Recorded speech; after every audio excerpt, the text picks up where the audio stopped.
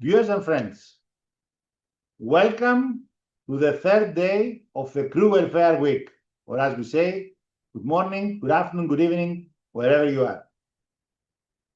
This is the final day of the Crew Welfare Week, and over the past 2 days, we have explored key aspects of crew welfare, from industry collaboration and operational challenges to physical and mental wellness. Today, we continue this important conversation by focusing on seafarer health, soft skills, and women in maritime. These areas that are essential to building a safer, more inclusive, and sustainable maritime industry overall. Before we begin, it's important to note that the third and final day of our event takes place at the Day of the Seafarer, a global occasion dedicated to recognizing seafarers' vital contribution to global trade and society. This year's campaign, under the theme Carrying World Trade, Carrying the Risks, draws attention to the hardship, pressure, and risks of life at sea, especially for those operating in high-risk and conflict-affected areas. It is a powerful reminder that while seafarers keep global trade moving, their contribution often remains out of sight. We are an invisible industry, and we should work towards making this, let's say, more visible. Behind every voyage, there are people who carry not only cargo, but also responsibility, uncertainty, sacrifice, and risk. This is a real-life shipping industry moved by those heroes who work on board the ships. Today, on the Day of the Seafarer, we take this opportunity to recognize their essential role, acknowledge the challenges they face, and reaffirm the industry's responsibility to protect their health, well-being, safety, and dignity, above all. And as we also reach the final day of the Crew Welfare Week, let us remember the crew welfare is not a one-day or one-week discussion. It's an ongoing commitment of our industry towards our most valuable asset, our seafarers. This ongoing responsibility requires commitment, collaboration, and action from all parts of the maritime community. So without any further ado, we would like to welcome you to this third day of the Crew Welfare Week. And I would like to assure you that you will enjoy the sessions throughout the day. Thank you very much for joining us, and stay tuned.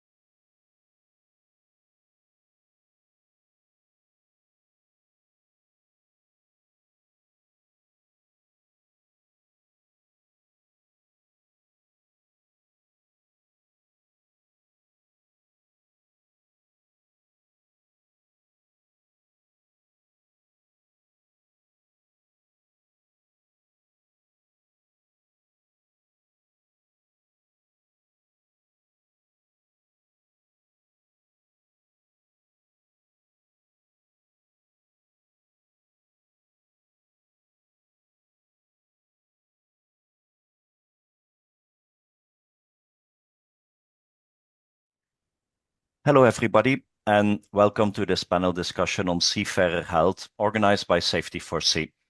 My name is Captain Yves van den Borren. I'm the head of loss prevention for Asia Pacific at North Standard. First of all, a big thank you to Safety for Sea for asking me to moderate this great panel of industry experts. I'm really honored to be here amongst all of you. Looking at seafarer health, we know that for a very long time, shipping has treated seafarer health a bit like an emergency room. We react when something goes wrong, we apply a clinical band-aid to the problem, and we move forward.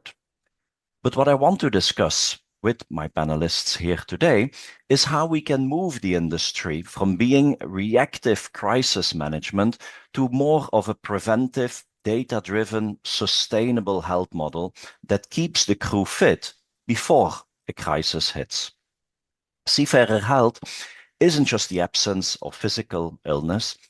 It encompasses mental resilience, psychological safety, financial security, and freedom from workplace harassment. We need to take a holistic perspective to seafarer health and see this no longer as a nice to have benefit. However, we need to look at this as a core operational requirement. So within this bigger holistic view, I want this panel discussion to focus on the current state of seafarer health and what practical advice we can give our audience to move towards a sustainable, proactive health model. Now, I will let my panel introduce themselves. So I'll go around and we'll start with Joachim. If you can please briefly state your name, your position within your company, and a brief explanation about what your company does. Hello, Eve. Thank you for inviting us to this nice panel. I'm working for the maritime industry for a long time. I've been a ship's doctor for more than 15 years on cruise ships, and after this career, I started a new career with Maritime Medical Solutions, and I became their medical director. My full name would be Dr. Joachim van Pritzboer, and just as I said before, I'm quite happy to be here. What we do in MMS is that we just like to either support the seafarers on board with the acute medical problems, but we also like to see, just as you said, behind the curtains. We try to start in the very beginning. We like to see their PMEs. We control their PMEs because the PMEs sometimes is a big issue. For example, in the PME, the dental status is absolutely right. Then they come on board, and next harbor, they like to see a dentist because they have a broken off tooth or lost filling.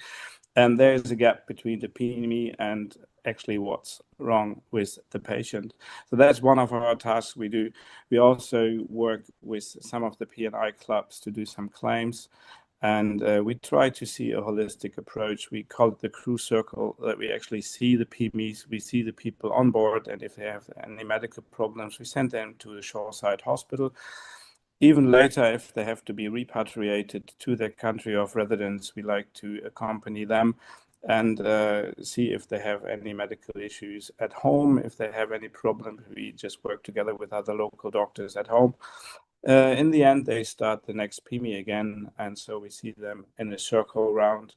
Going back on board, we see their vacation dates, and we try to accompany them again on board. That's what we do. Thank you. Thank you so much. Laura, can I come to you next? Hi, I'm Laura Benzonana, and I'm the Chief Operating Officer for Health for Crew. Very similarly, at Health for Crew, we are a data-driven telemedicine company designed specifically from the shipping industry with the shipping industry's needs in mind. One of the aims of Health for Crew and how we work is to collect all the scattered data, and through that, from the PME examinations where we give second opinions on all PMEs to try and make sure that every seafarer on board is healthy or is monitored appropriately, to mental health, to medical chest management, to drug and alcohol testing, all in an integrated proprietary platform. Of course, the service combines 24/7 telemedical support through a team led by a maritime health doctor. And very specific preventative monitoring follow-up to the seafarers.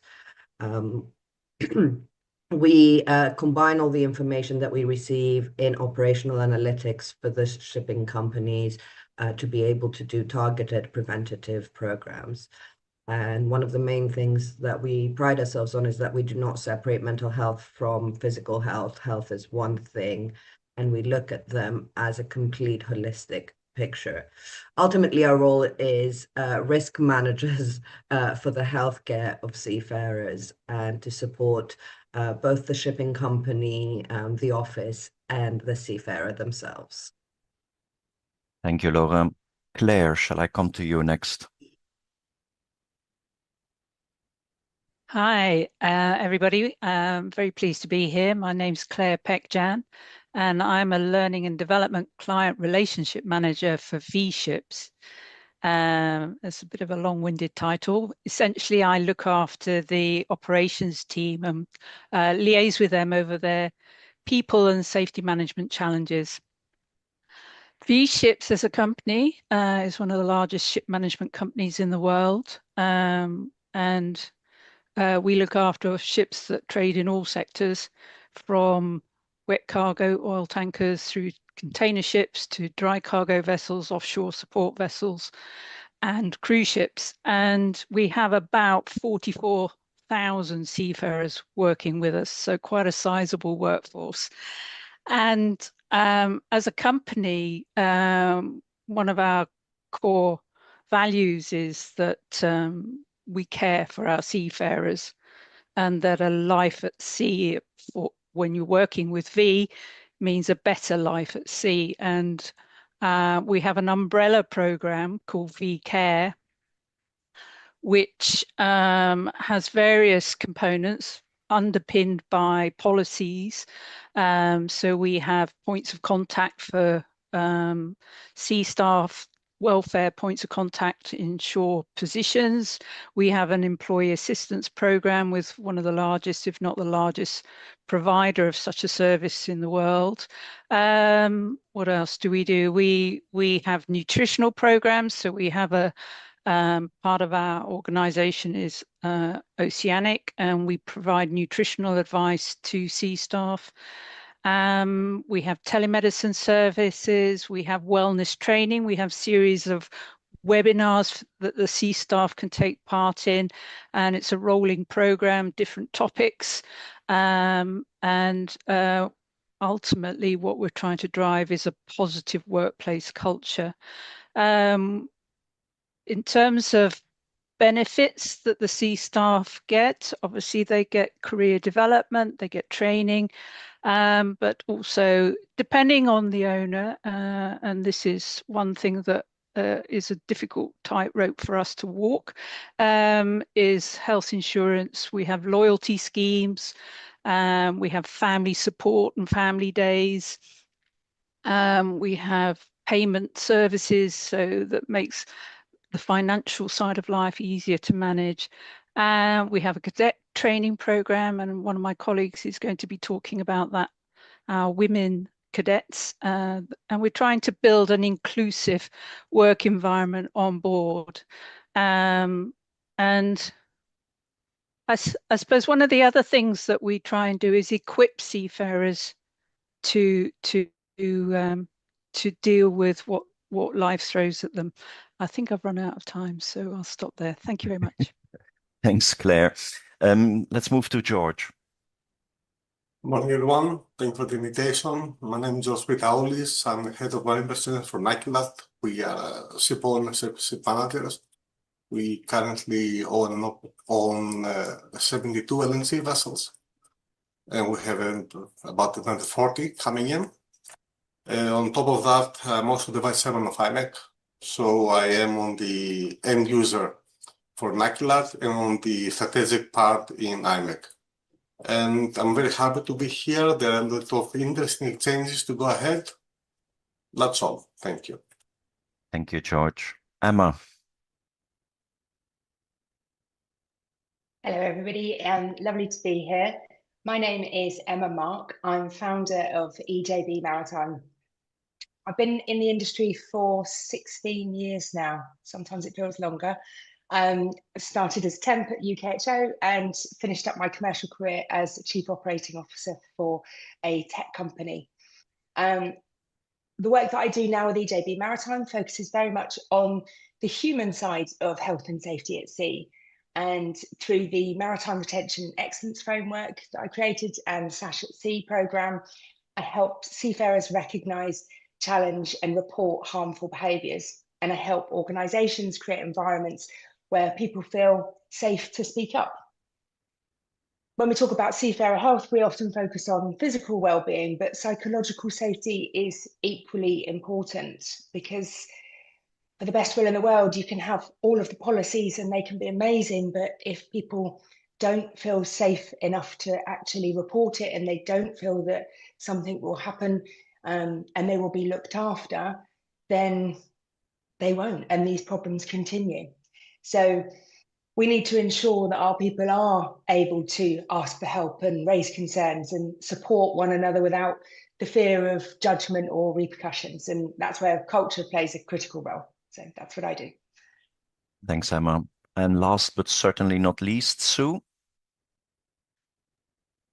Thank you, Yves, and thank you, everybody. It was incredibly interesting just to listen to the introduction. So a big thank you for the invitation for IMHA to participate this morning. My name is Sue Stannard. I'm the president of the International Maritime Health Association.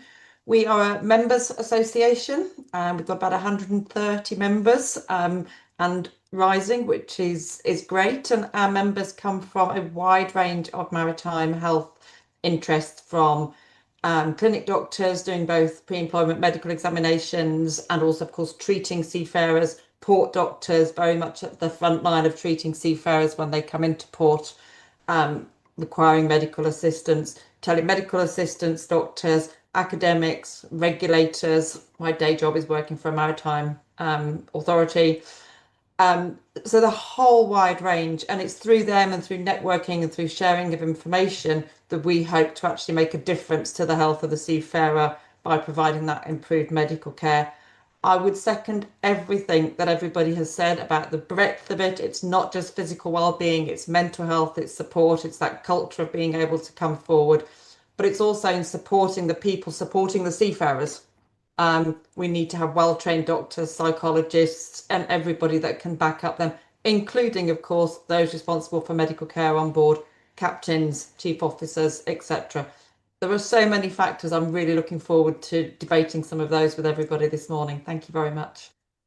Thank you so much. And I will echo what you were saying, Sue. This is really an impressive panel. I'm really looking forward to our discussion over the next about 1 hour time we have.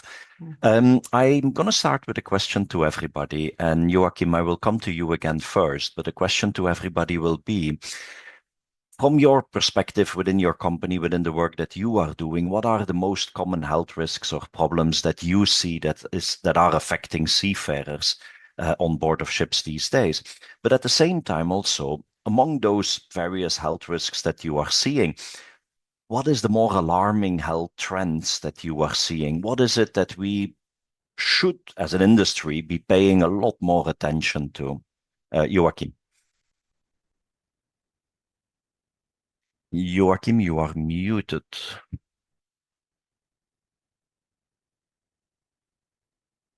Following the rules with the mute one, just missed it the first time. Okay, thanks for the question. That's a quite interesting question, isn't it? Basically, we're all looking for the physical problems. We see that people have back pain. We see that they have dental problems. We also see that they have cardiac problems. This is what makes maybe 90-95% of our cases. We just reviewed 1,000 cases to be prepared for this panel.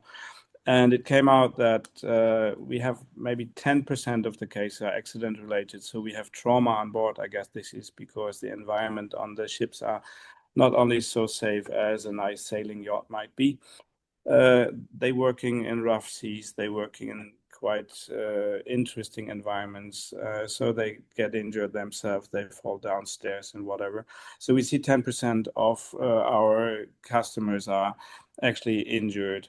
The other 90% can be divided in musculoskeletal problems, like, as I said before, they have kind of back pain, shoulder pain, because the workload is hard.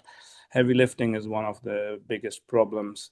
We also see a lot of dental problems, and last not least, we see some kind of problem with kidney stones, which is, in my eyes, a rising problem.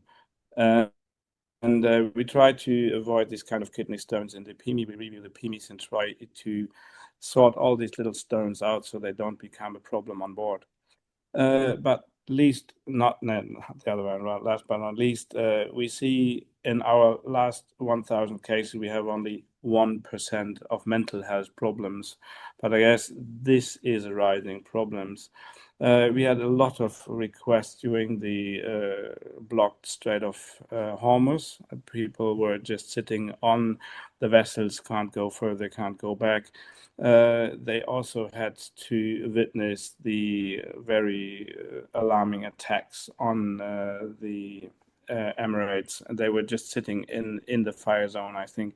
And so we see, like, normally we have 1 or 2 cases per vessel per year, but this time we saw 3, 4, 5, 6 cases on that particular vessel stuck in the strait.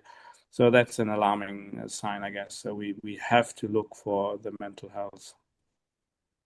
Thank you, Joachim. And I'm going to come back to you later in the discussion on that only 1% of mental issues, because I want to delve a little bit further into that, but we'll do it later. Laura, let me come to you. I'll second everything Dr. Joachim just mentioned, but I want to specifically talk about the 21st century lifestyle diseases, which is something that doesn't just affect seafarers, it affects everyone in the world. It's just that seafarers don't have the proper support that we might have on shore. And what are 21st century lifestyle diseases? These are the chronic conditions that we see, and we see in most of the PMEs. So let's talk about obesity. Obesity is interlinked with hypertension, with diabetes, with cholesterol, with musculoskeletal disorders, with mental health and depression. These are all interlinked. And I think Sue might even remember from the International Symposium last year, we presented some data from a platform.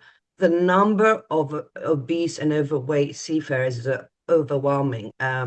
We did a study with about 4,000 people. I can't remember the exact percentage, but now a new study that we've done with 1,000 seafarers of different populations, because that one was just Greek, shows 65% are either overweight or obese. Something that's very interesting is that it varies between cultures. So we need to have targeted approaches. So we really need to focus on this growing burden of obesity and of chronic diseases in total. And we need to look at the trends and how each seafarer changes from PME to PME to be able to provide targeted support earlier. Medicine in general has gone into a personalized model. We don't treat illnesses, we treat the patient. So why are we doing something differently on board? Why are we just trying to create one wellness initiative fits all? That happens when you want to tick a box. If you really want to make a difference, you need to look at the data, you need to identify the trends, you need to analyze them, you need to benchmark them, and then targeted approaches. That's the only way we're going to be able to support our seafarers, who are also an aging population due to the lack of seafarers worldwide. So yes, I echo everything else that's been said, but we really need to focus on the chronic conditions before they become an issue on board. Thank you. Thank you, Laura. Claire, over to you. Thank you. I'll pick up on that theme as well. I looked at our data we have for those that have health insurance. We do a survey every couple of years, Marine Benefits Survey, and I can say that we need to treat different sectors differently, because the data coming out from our survey shows that cargo and leisure, that comparison, and I know there's subcategories within that, aren't the same thing. And 68% of our leisure officers and crew are have a BMI over 25, and 75% are overweight in the cargo side. So we can see that there's differences there. one of the things that struck me was that when we asked them about sleep, the junior officers aren't getting enough sleep on leisure vessels, but it's the senior officers on cargo vessels. And I asked my colleagues, we have a program called Shipshore that is a wonderful tool that gathers loads of data about our operations and what people experience, about fatigue, because that's my particular interest. And whilst fatigue isn't a direct cause in very many cases, less than 1%, when we look at it as a risk factor and its multiplying effect on things like poor judgment, then the underlying cause of a lot of our 25% of our incidents are fatigue related. And I think that is something that we do still need to focus on when we're looking to prevent problems in the future. Thank you, Claire. George.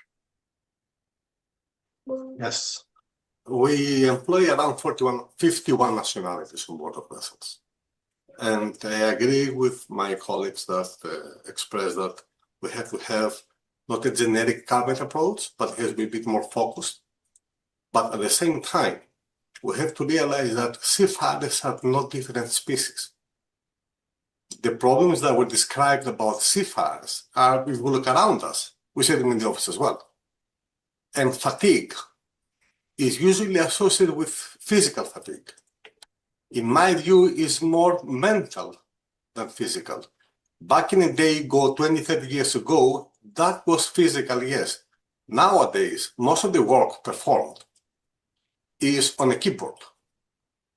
And the amount of requirements are ever increasing. So the mental fatigue is an issue. And yes, rest is an issue. But unfortunately, and I use the word unfortunately, when we would discuss with seafarers and their idea of well-being or welfare, the first thing that pops in mind is internet on board, which is not what welfare or well-being is for.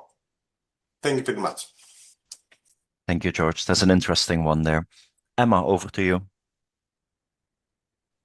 Thank you. So from my perspective, I'd say one of the most significant challenges is the cumulative impact of multiple pressures rather than a single health issue.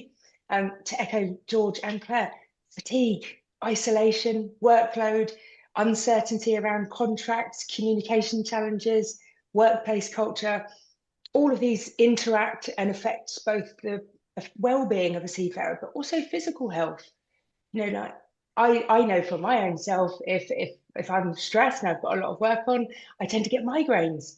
You know, these things, they come out in the physical side as well. So what concerns me the most, I suppose, is that these issues develop gradually. So by the time somebody is visibly or physically struggling, they may have been carrying that burden for weeks or sometimes months. And I think that's why prevention and early intervention are just so important. Thank you. Sue. Thanks, Eve. Again, some really, really good points. I don't know whether it's good to be last or not good to be last, but anyway, it doesn't really matter.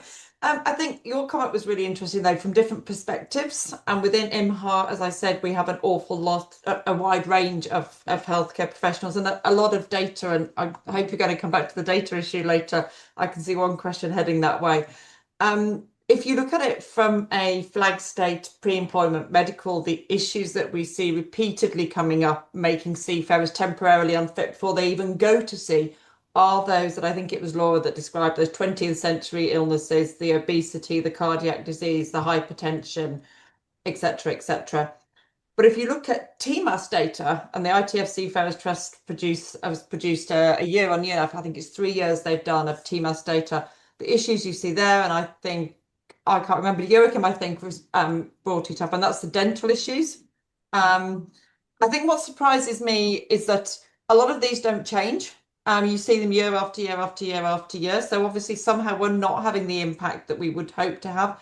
Mental health is always in there, respiratory issues, but also musculoskeletal.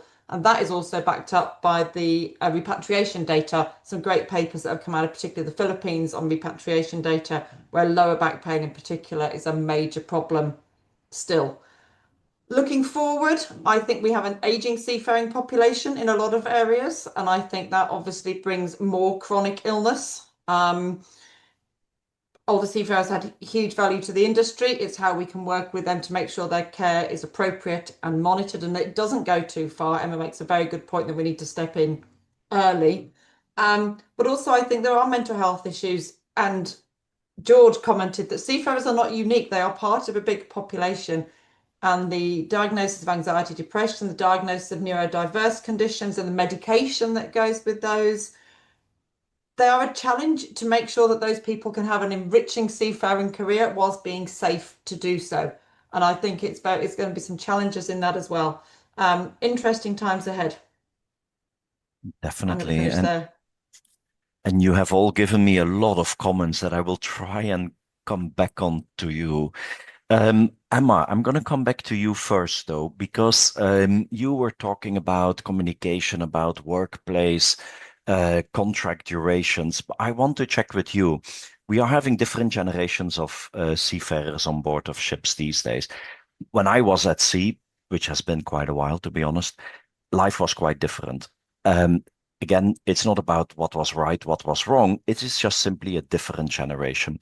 So from your perspective, do you see also differences in health problems on board? Do you see differences in expectations from seafarers? It is such a fascinating topic. I find generational theory just so interesting.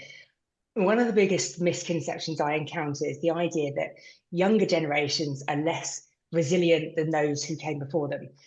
But in reality, what we see is that actually younger seafarers are more willing to talk openly about well-being and mental health and workplace culture.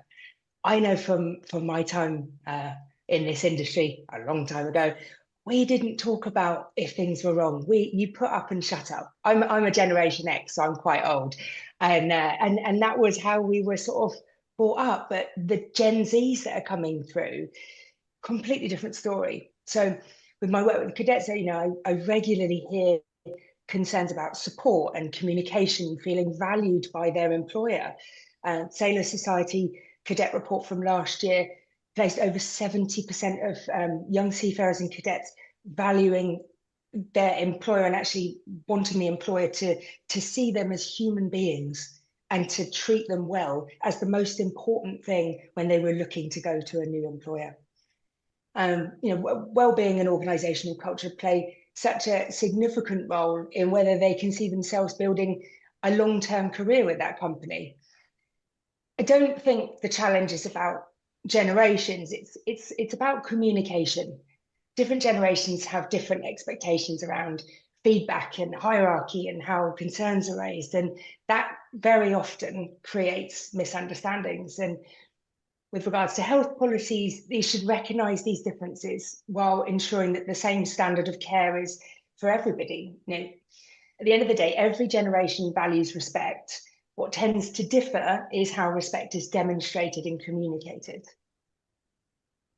I think that's really, really good point there. And the Sailor Society, the cadet report they published last year was really interesting. They called it, did they call it the first digital generation?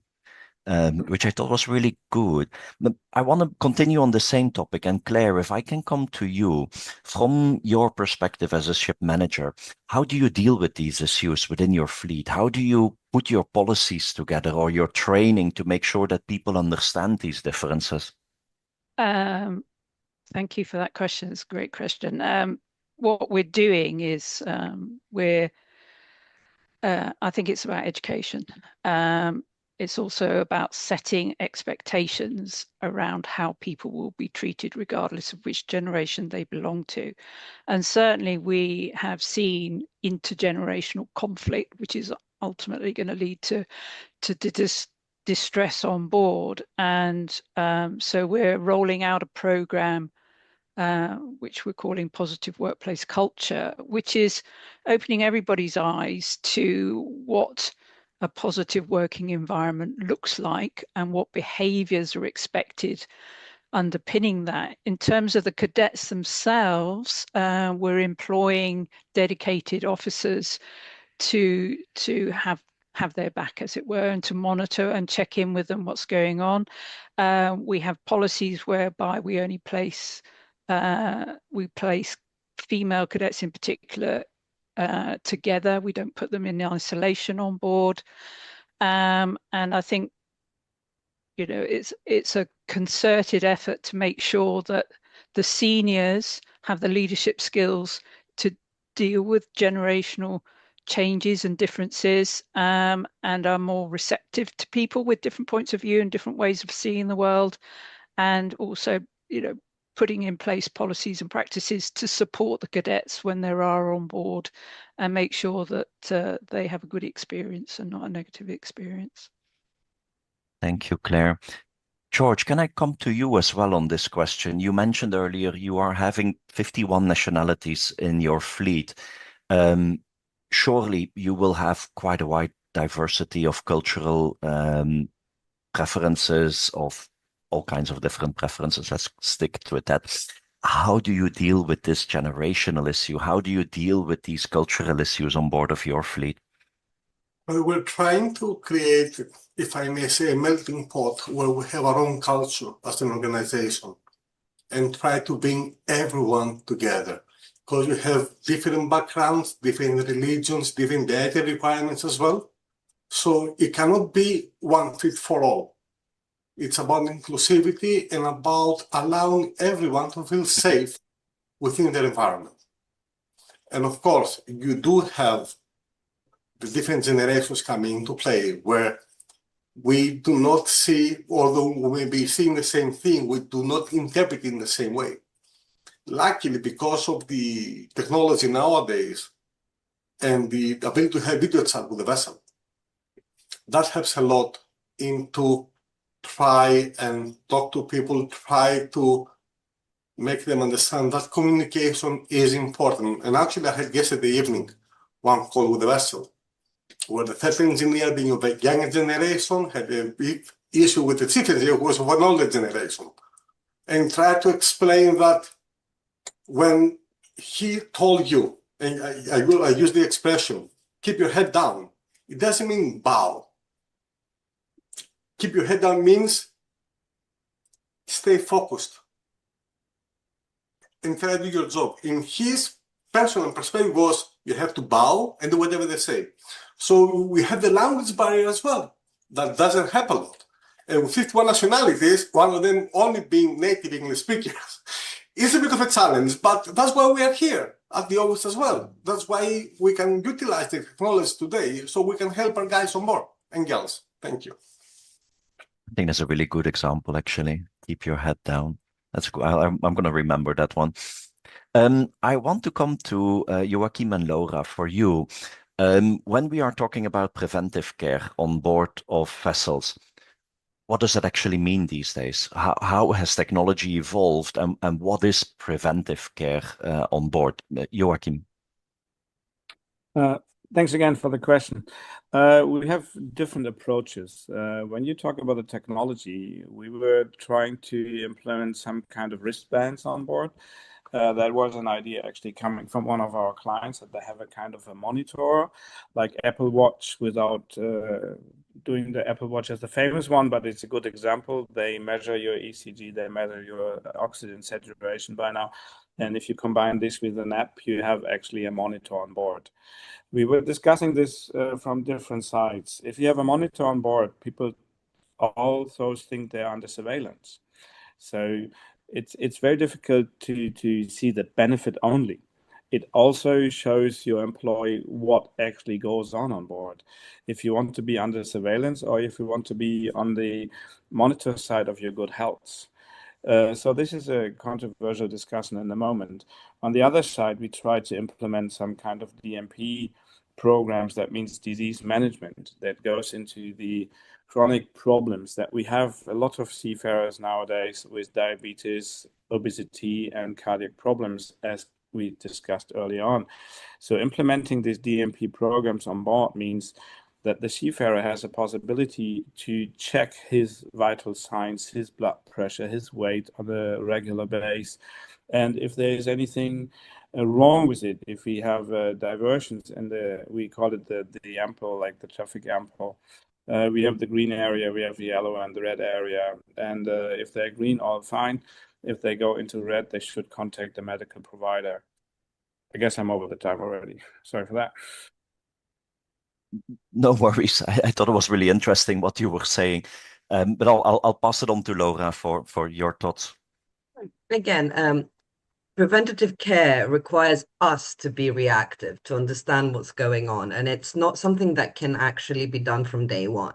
It's something that requires us gaining the trust of the people that we're working with. And it's very different also from shipping company to shipping company.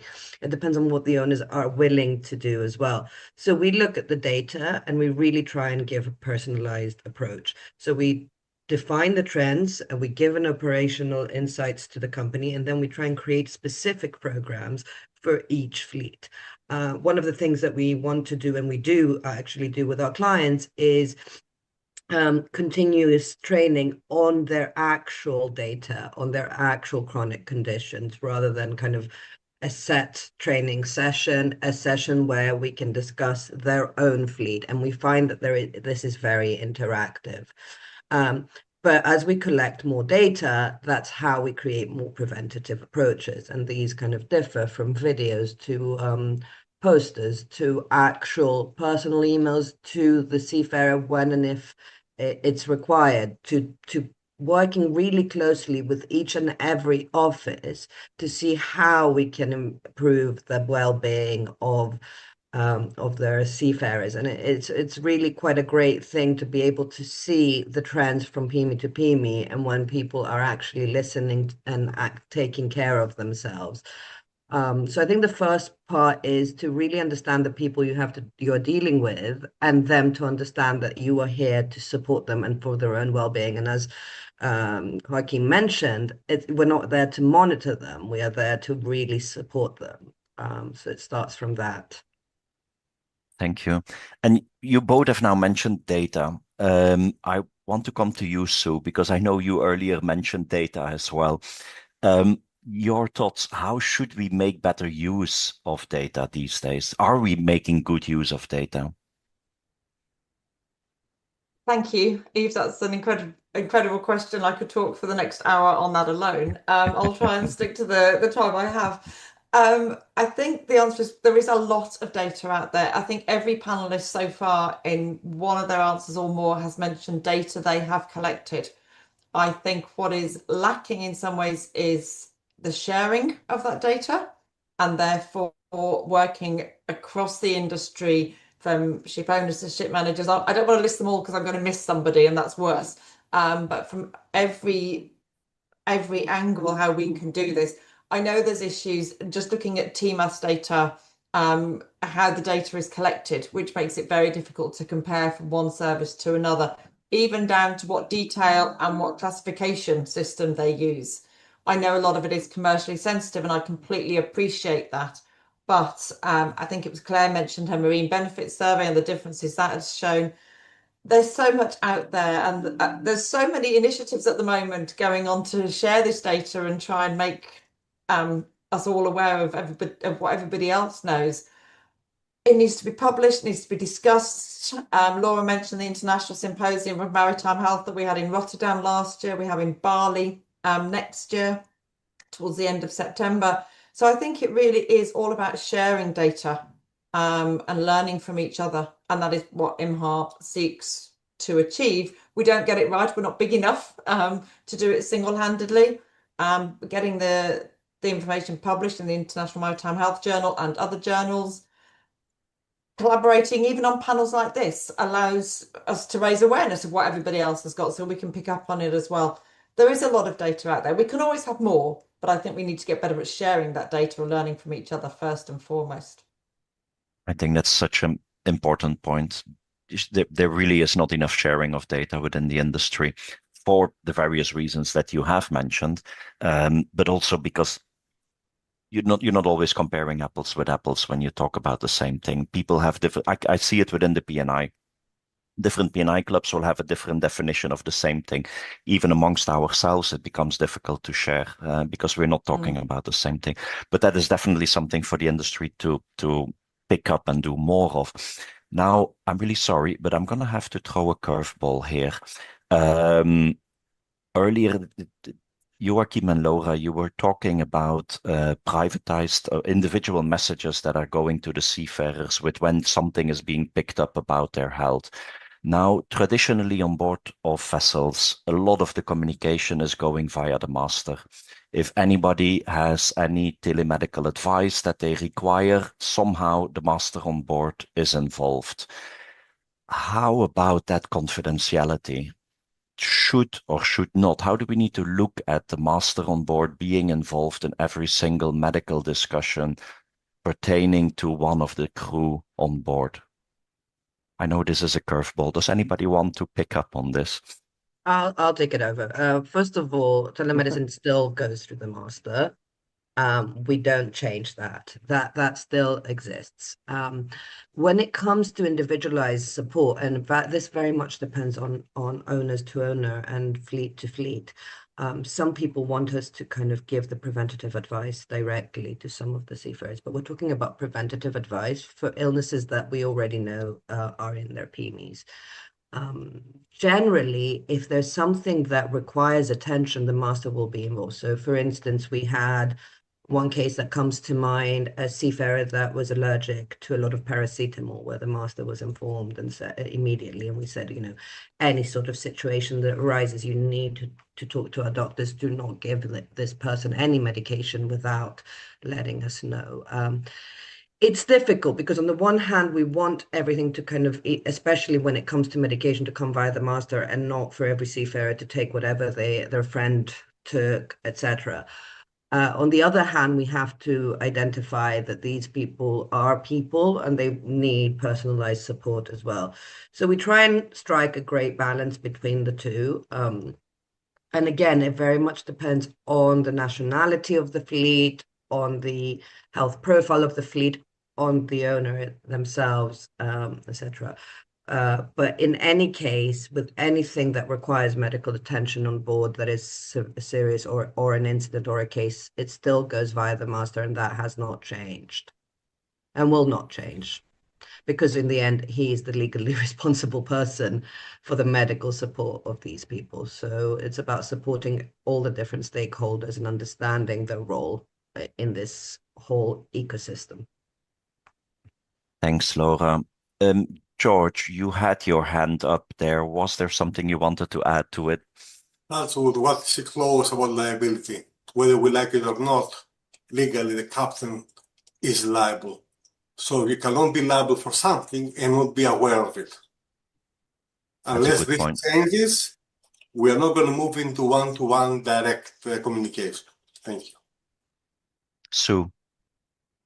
Yeah, thank you. I think George makes a really interesting point there, and Laura said it as well. It has to go through the captain. At the end of the day, it's also a safety issue. If you've got somebody with a medical condition that needs attention, there is nothing worse than them hiding it until they've just left a port, when you could have actually got that sorted. The legal liability lies within the safety thing. From a data protection, I think we just all have to be aware that there is some confidential data that has to be shared to get the seafarer the best treatment and the best care, but also from a safety perspective. But I think we all have a duty of care to make sure that that data goes no further than it is absolutely necessary for that data to go.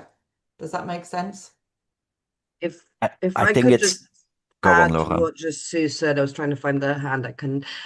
First of all, every seafarer that we speak to knows that we collect this data. Every single seafarer will sign a GDPR form. And that's one of the things that we are very adamant upon. If a seafarer that works for a company does not want us to have the data, we won't.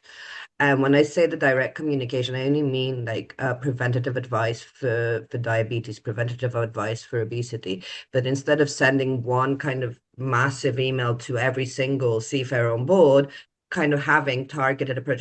This person needs obesity prevention and this person needs uric acid prevention. So being able to really personalize it, but none of this information is something specific that the master does know everything. When we do the direct approach, it's only for preventative advice or for mental health support, which is anonymous in the first place. So I just wanted to clarify that. I think it's very much about walking that line between how much should the master be aware of for that liability reason that was stated, without giving out too much of personal info from that particular seafarer. But I thought that was a good curveball to throw in there. But building on to that, a question, because of what we said just now, aren't seafarers going to be concerned about raising certain conditions that they have? How can we create that, let's call it a just culture on board, let's call it psychological safety on board? How can we create that culture on board so that seafarers are not worried that they are going to lose their job, that they are going to be sent home if they raise their hand and say, I'm having a burnout, I'm not feeling very well, I need mental support? How can we build that trust on board? Who can I come to for this? Emma? Anybody? Thank you. Yeah, no, such a great question. It's very interesting, isn't it? You know, the barrier is rarely awareness. Most of us know when something isn't right. The challenge is whether you feel safe enough to speak up. And when we're talking about mental health and fatigue and burnout, as you say there, and safety concerns or harassment, people worry about how they're going to be perceived or whether speaking up will affect future opportunities. I don't think a just culture, it's not built when somebody raises a concern. It's built by how the organisation responds afterwards. You know, crew members, like we all do, we pay close attention to what happens to colleagues who speak out. It's that learned behaviour, isn't it? You watch what happens when concerns are taken seriously, whether people are treated fairly, whether action actually follows. And in many ways, people judge the organisation less by its actual policies and more by what happened to the last person that raised a concern. That's my thoughts. Really good point there. Joachim, I will come to you later, but let me go to Laura first. Laura, click the mute button. Yeah, it's a whole ecosystem. It'll take time to change. But firstly, it has to start from the regulators. We have to kind of have more of these conversations and have this more regulated in terms of there needs to be this preventative healthcare. But in the end of the day, it's each office and how they deal with their seafarers. And they have to start by making sure that their seafarers understand that any TMAS company is here to support them, whether it's a free service or someone like us. They need to understand this. And this is not going to be built on day one. It has to be a continual thing. And I think, again, I'll go back to data. The proof is in the pudding. Once one seafarer speaks out and they realize there is no punitive issue after they've spoken out, then he'll tell his friend, who'll tell his friend, who'll tell his friend. And that's how we started. But it's very important to understand the different stakeholders. At Health for Crew, we really try and make the office understand what is going on board their vessels, because they're going to be the number one person, the number one regulation, the number one people that will provide the trust that will come from the seafarers. So it has to be a chain reaction. It's not just one person that does one thing. A lot of different people have to do a lot of things for it to get there, and it's not going to happen overnight, unfortunately. George, your perspective as a ship owner and manager. We are seeing the problem once it hits my telephone or my screen. But that's a very small percentage of what's actually being dealt on board. There are numerous more cases that are being resolved on board that we know of. The cases that reach the office or a helpline are the ones that people who are desperate to reach out. So for me, the key is not so much how we can do to help from the source side, but how we can help and educate our people on board, how to treat their colleagues, and how to treat and how to be able to assist when needed. Because yes, it is still considered a macho industry. So me appearing that I'm vulnerable is not so much about the company, it's how will I be perceived for my peers on board. Because the company, I may see them once or twice during my lifetime. My peers on board, I literally live with them. So that has a much longer effect of how I'm being perceived than from my employer who is a few thousand miles away. I think those are both good points. It really is, from a company perspective, how it is being dealt with, because that word will spread. And then what George is saying, on board of the ship, you need to make sure that that support is in place as well. And how are you going to be able to deal with your peers on board? Joachim, you had your hand up. Yes, we try to educate the officers. So we were invited to some of the officer conferences. The officers, they just meet up once or twice a year with their company, discussing whatever problems they have. And we were invited to these officer conferences, and we were talking to the officers about our job, what we do, and how we deal with them.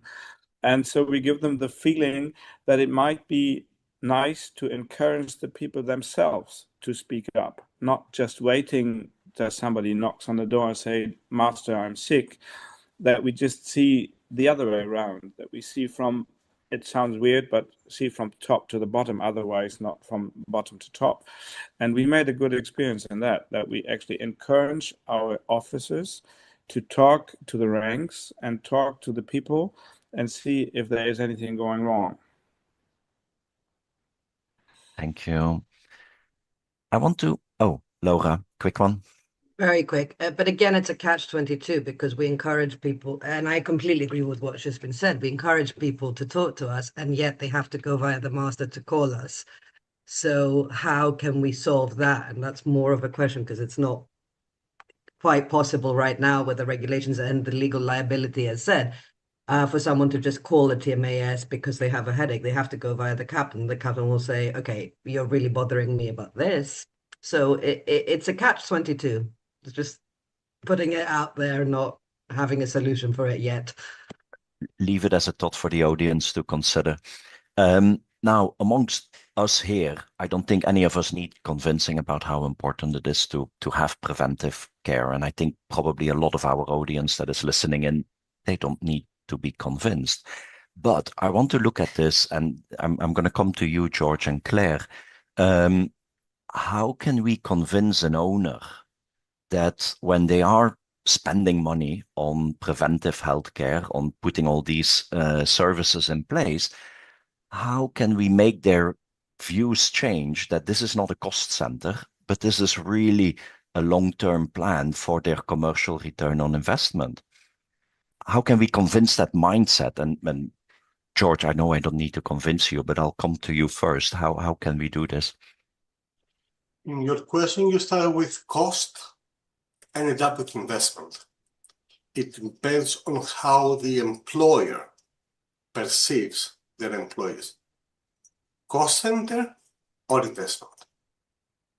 What we say to our guys is that they are effectively our ambassadors, because at the end of the day, the end user of the cargo doesn't see me, doesn't see us in the office. They see our vessel and our people. So they represent us. It's not very complicated to think why you should do it. For me, it's more challenging to define when the preventive starts, because our guys spend with us overall 6 months over a year, 3 on, 3 off. For our officers, 6 months for our ratings. So let's say that we have limited control over this 6 months period. What happens for the remaining 6 months? That we have no control, no way to affect.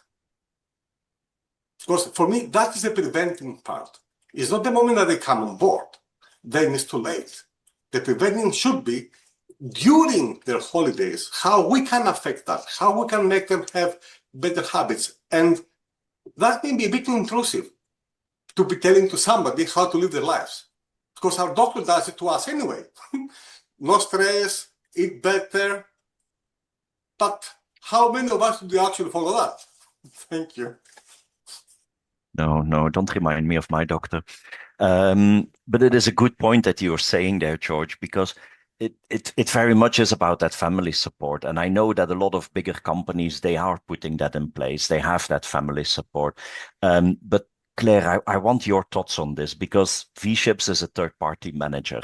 You are dealing with a lot of different owners of your vessels that you are managing, that all have different perspectives on what well-being or what level of welfare should be provided. How do you deal with that, and how do you convince them?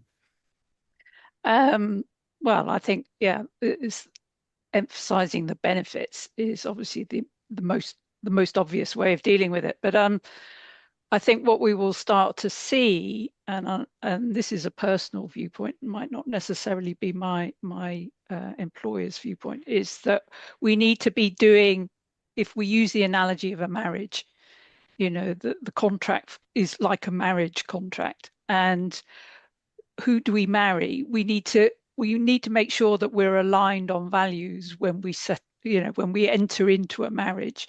And I think companies like my own need to be vetting the owners that they're going to take on the management of their vessels, to make sure that we are at least in close proximity when it comes to values. And the care of seafarers is our core value. So if we're miles apart, I think then we say, thank you very much, we don't want your business. Whether my seniors are probably cringing at what I'm saying, but I think consequences drive behavior, and if people won't take your vessels because you don't value the seafarers, then they're going to have to change their perspective. And I think at the other end, once they're in management and they start to reduce their willing to contribute, then we're going to see more divorces. We have diverged sufficiently that we can no longer honor our own values and provide our ship management services to your company. And I guess I know I've run out of time, but just one further point is thinking about the strategy when it comes to people management is, I think we need to educate our owners as to the consequences of their decisions and their choices, to make it crystal clear that this, if you pursue this route and you want us to manage your contract in this particular way, manage your vessels in this particular way, and the sea staff, these are the likely consequences. But provide alternatives so that they don't have a black and white choice. But if we choose this path, then these are the likely consequences. And I think so, two-pronged approach, don't take contracts that you don't meet your values, and educate your owners as to the consequences of their choices. I think those are fantastic points, Claire, and I'm very sure that you're not alone in thinking that way. Emma. Thank you. Yeah, I just wanted to add to that. We have to look at culture as part of operational performance rather than something separate from it. And if we take cadets in the UK, for example, it costs roughly £88,000 to put a cadet through their 3-year training. Half of that is paid for by a shipping company as part of their sponsorship package. If that cadet has a bad experience on their first sea phase and they leave, then that money is wasted. It's exactly the same with every other seafarer. You put money into their training, with their ongoing courses. It's an investment. If ship owners and companies don't see that protecting that investment by wellbeing initiatives and by welfare and by just looking after them, then you are literally losing money. It is coming off the bottom line. Drew, I'm going to let you put your thoughts on this, but I want to add one further question to you as well. Do we have any data that actually supports, that can prove that investing in all of these services will really give you a return? Oh, Thank you, Elise, for that one. Can I just come back to what I was going to say first before I Please. answer your question? Is that okay? Because I think there's some really good points there. If you invest in something, if you buy a car, you don't just leave it sat outside and not do any maintenance, do you? You invest further in keeping it in the best shape it can be. You repair bits if you need to. I don't see why investing in seafarers is any different. We invest in their training. Why don't we invest in their health?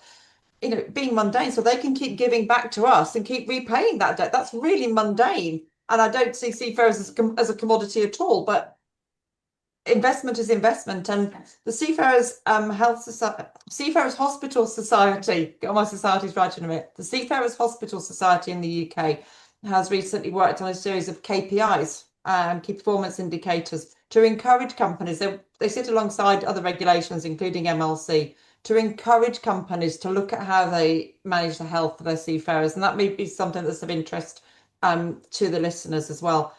When it comes to data, I think this is really difficult because so many things you do because it is obviously the right thing to do. But in finding the data, it's very difficult because if you don't do it, you can only find the data to prove that it's beneficial if you're comparing it with data where you don't do something. But not to do something that seems as fundamentally important as taking care of our seafarers' health just would be wrong.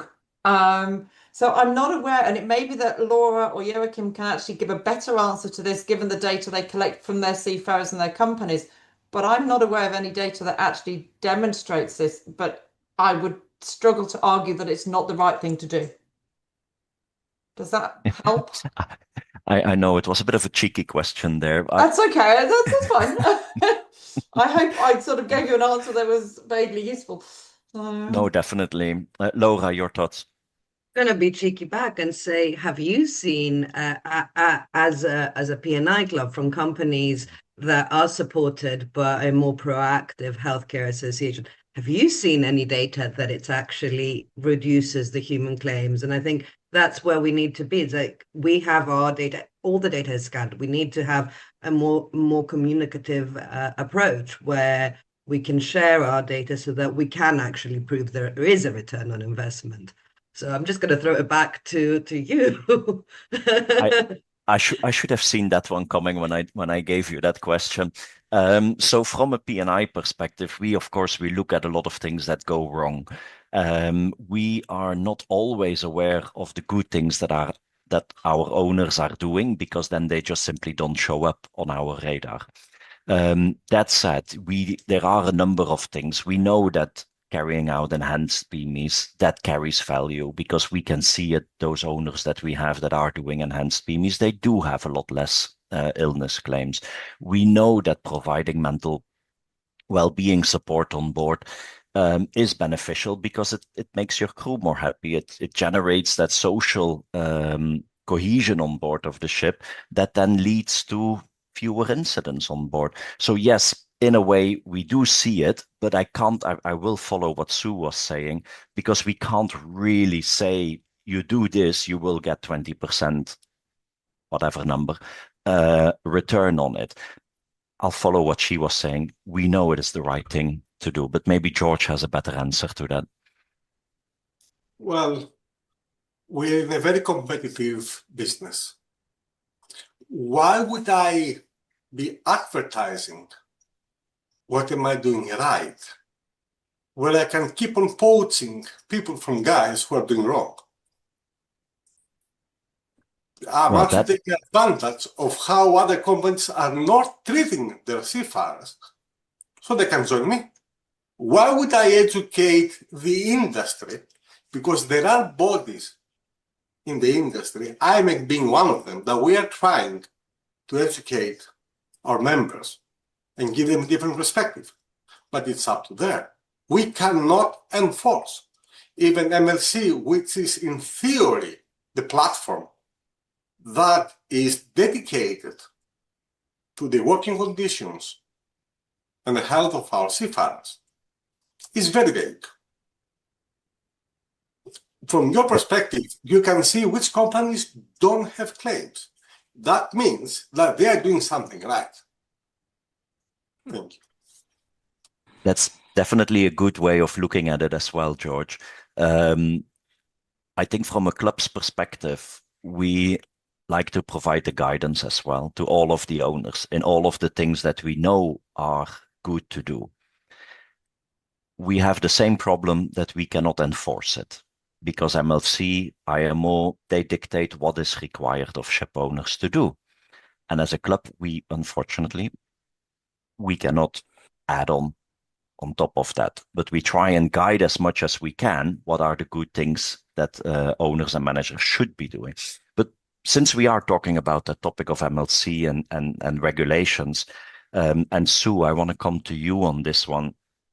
And this is totally no reflection on those of you in here who have telemedical services. This is a general question. We know that MLC dictates that all the flag states, they are required to provide telemedicine advice.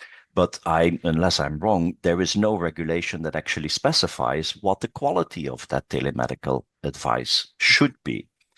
And I know you have an opinion on this, Sue, so I would like your thoughts and how can we change this? Oh, thank you. You're right. I have an opinion on this. I think it is very difficult. You're right. MLC, and it's not just about telemedical support. It's about so many things. Gives you the sort of the bottom line, if you like. That's the minimum standard that's required. And yes, it states that every state should have telemedical advisory services. Of course, there's public systems and there's private systems, such as the ones represented by Laura and Joachim. And yes, I will just second Eve's point. Nothing I'm saying here is personal at all. There are some very, very good telemedical assistance services there, but we know there are some that are not so good. And I think, how can it be improved and standardized? I think that, again, it's multifactorial, as so much of this is. But one of the key things to me is how we train those doctors. And this is one of IMHA's projects at the moment. It came up from a workshop that we ran with both public and private telemedical providers there. The variation in how telemedical doctors are trained. We accept that they have a clinical background. We can discuss that one at a later date, but we accept they have their clinical skills, but do they have the communication skills? It's very different treating somebody in an emergency room or in a consulting room to actually giving medical advice to somebody who's remote. It's also, are they aware of that seafaring environment? Do they know what it's like to be on board a ship? Do they know what equipment is there, what training the seafarers have had, etc., etc.? And I think unless we can educate them in the industry, then they can have the best clinical knowledge going, but it's very difficult to communicate that to the seafarers on board. So I think if I had to choose one of the many factors that are important in the delivery of the service, I think that's where I would start, with the training and making sure they are all aware of the industry and of what's required by the seafarer. Thanks, Sue. George?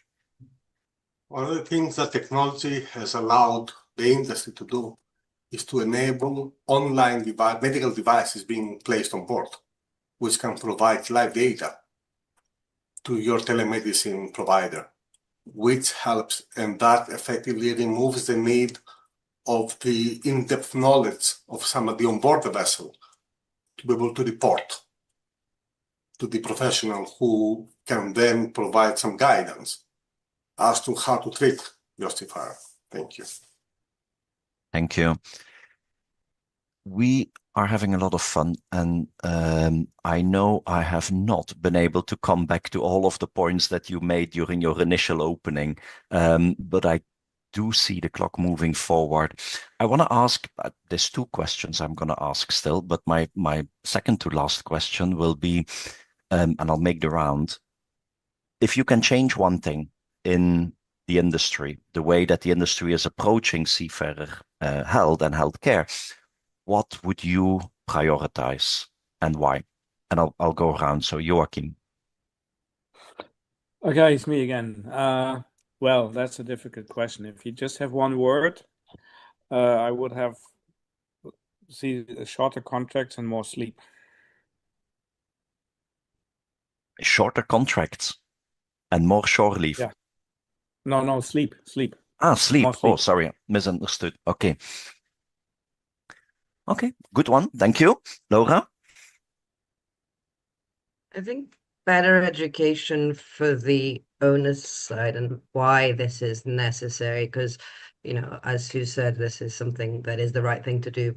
But, you know, we need to move from numbers and tables and where is the, you know, how much money will I save doing this, to this is what needs to be done. And that only happens with education. So educating the whole ecosystem is what I would like to change.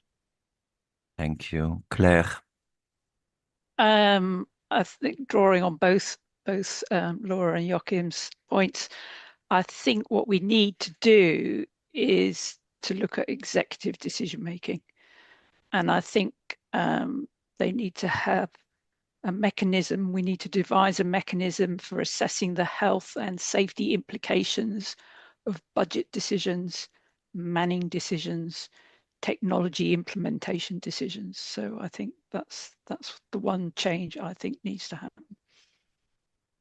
George.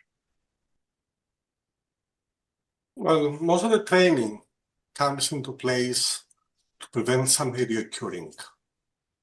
From what we have discussed so far, we have medical issues that are reoccurring for decades. But when it comes to seafarers training and statutory training, there is nothing there to educate our seafarers about their health. We educate them about everything else and anything else, but how to remain healthy. So that would be a relatively easier fix because it's applicable to all. And we are in the middle of the SSW review as well. So I need to learn how to fight fire. Shouldn't I learn also how I can be healthy and remain healthy? Because that will not, I will carry only while I'm on board. I will carry it while I'm ashore as well. Thank you. Thank you, George. Emma. I would prioritise building psychologically safe reporting cultures on board. Whether we're talking about harassment or mental health, fatigue, bullying, illness, welfare concerns, the starting point is always the same. Does the seafarer feel safe enough to say something? And does the person receiving that concern know how to respond properly? And I think if we get that right, we can move closer to prevention. But if we get it wrong, people stay silent until that problem becomes much, much harder to manage. Thank you. Sue. I'm going to be a little different here, and I'm going to say that I would really like to see the pre-employment medical guidelines more consistent between flag states and P&I clubs and shipping companies, and we need a good set of guidelines that allows us to get healthy seafarers to sea. They may have medical conditions, but they can all be managed on board appropriately with the type of support that we've heard about today as well. But we also have to accept that unfortunately some medical conditions mean people are not safe to go and work at sea. And I think if we can get that right and get open conversation from that point on, we know we've got the healthy seafarers going to sea, medical condition or not, you can still be healthy with a medical condition, but also then we can support them. They can remain healthy on board, remain supported, remain monitored. If we start off with a good set of people and the right attitudes and the right capability to assist them and to keep them at sea, getting that return on investment. I think all of those were really good points. And I really hope that the industry can look at these priorities. Now, I'm going to do one more last question, though. Maybe similar, that's fine. But your key message for the audience that they can take away to the industry, how to build a healthier life at sea. Joachim. Well, I guess I go with Laura, and I also go with George. They should stay healthy at home, and they should stay healthy on board. And if they follow a healthy lifestyle on shore, I guess they will also try to have a healthy lifestyle on board. Thank you. Laura. I think my message to, you know, both the seafarer and the industry in general is let's all work together towards a common goal. Let's stop, you know, everyone doing their own little thing. Let's work together. Let's share insights. and let's really make a dent into this problem. And Sue, we're waiting for those training courses. Our doctors are ready to take them. That's a good one. Yes, thanks you. Claire? I'm going to take it slightly differently. I think leadership is really, really important when it comes to health and well-being, both shoreside and leadership on board. And the reason I say that, I was always very taken by a report by Dame Carol Black on to the health and well-being of the nation and what makes people thrive at work. And fundamentally, leadership is at the core. Poor leadership leads to poor outcomes for people. Good leadership leads to better outcomes. So I think we need to invest in prevention through leadership education and training, both ashore and on board our vessels. Thank you. George? Well, I tend to think outside the box, unfortunately or fortunately.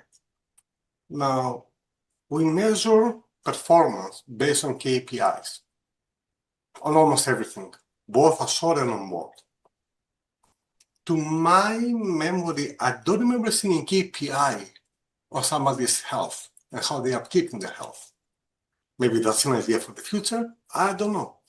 But we are measuring everything else but how we maintain our health.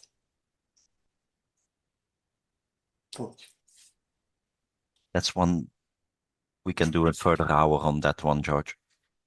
Let's go to Emma.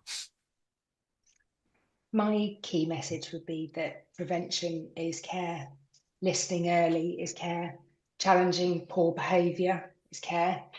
If we want seafarers to have healthier lives at sea, we need to build cultures where people are listened to early, they're supported properly, and ultimately they feel safe enough to stay and have the long careers that they want. I think, creating a culture where people feel safe to speak up is the most important thing that we can do. Thank you. Sue? Thank you. I think the most important thing we can do is to invest together, and everybody needs to invest from the seafarer in their own health. I like the idea of KPIs for the seafarers and for ourselves to stay healthy. Owners, managers, everybody, we can invest in the preventative strategies, some of which we've discussed, and we as an industry can invest in the time to collect the data, but also then to share it, because only collectively can we move forward and make a difference. All of you, really very good points there, and really thank you so much for sharing your time, for sharing your insights and providing clear guidance actually to our audience on how they can improve seafarers' health. So I think today's discussion has really reminded us seafarers' health, it's not a luxury, it's not a bonus, it's not a nice to have. It's really a baseline requirement so that you can have safe, effective, and humane shipping operations. And I think it's also clear from our discussion that we are facing challenges. We have growing opportunities. We discuss technology, we discuss data analysis, or the lack of the sharing of data. We briefly touched on pre-employment screening, but we definitely touched a lot on collaboration across the industry that is required. I think from my P&I perspective, from my loss prevention perspective, I don't look at it as just being a health issue. I look at it as a risk management priority. Healthier seafarers, it means that you will have fewer incidents. It means you will have fewer claims. It means you will have more resilient operations. But more importantly, it means that seafarers on board, they can return home well, whole, in one piece, and able to enjoy the life that they work so hard for. So very much thank you to everyone. Thank you to Safety for Sea, and thank you to the audience. Have a nice day.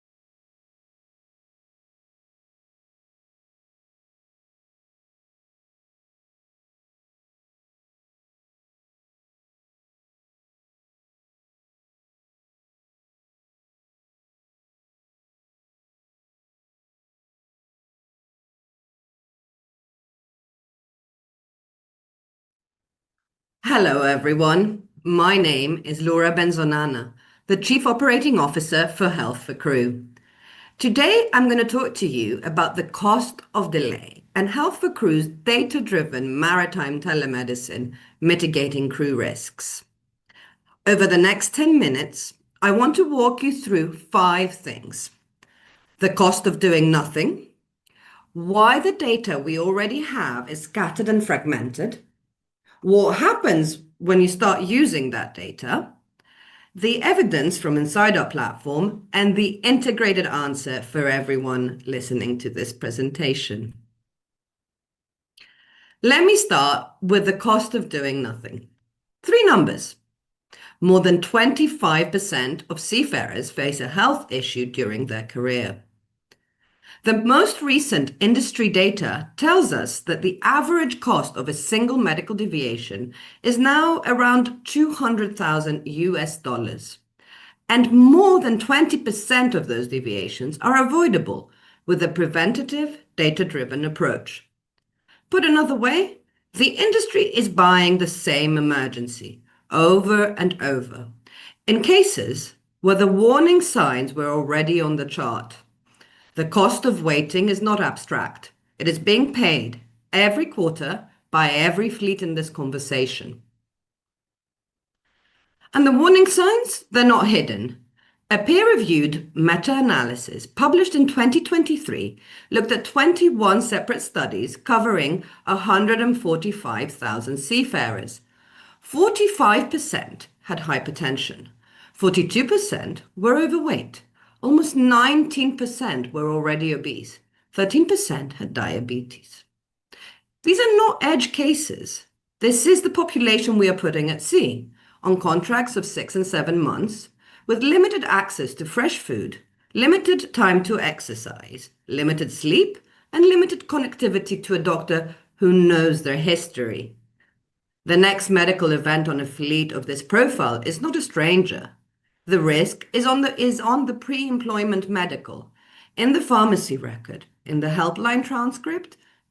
It's not invisible. It is just unconnected. And the diversion bill is the cheap version of this problem. GARD's most recent crew claims report, published last year, looked at 3,000 crew claims from their P&I portfolio. Comparing the 3 years after the pandemic to the 3 years before, they found 25% rise in the frequency of crew death claims. 25%. When you break down the cause of death in 2024, the picture is sharper still. 83% illness, 9% suicide, 8% injury. The headline of crew welfare is not falls and cuts.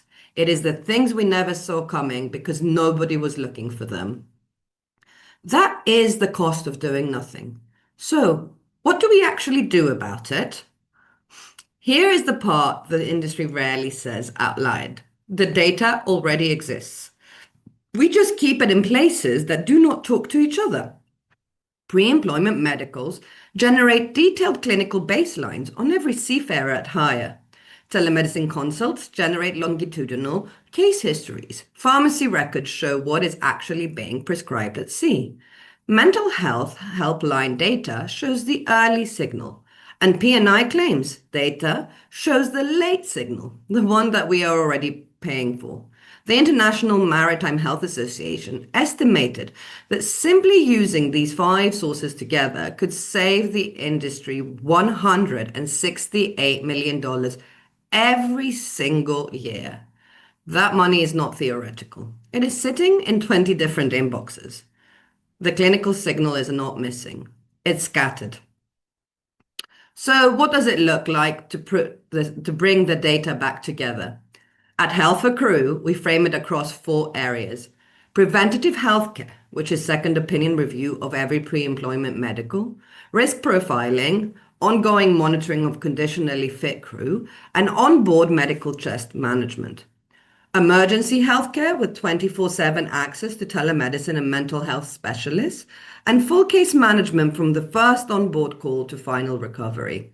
Fleet insights and office support, where structured case reports accelerate insurance claims, contain shoreside cost, and fleet ESG reporting, and wellness initiatives with bespoke crew training for early warning detection and targeted awareness campaigns.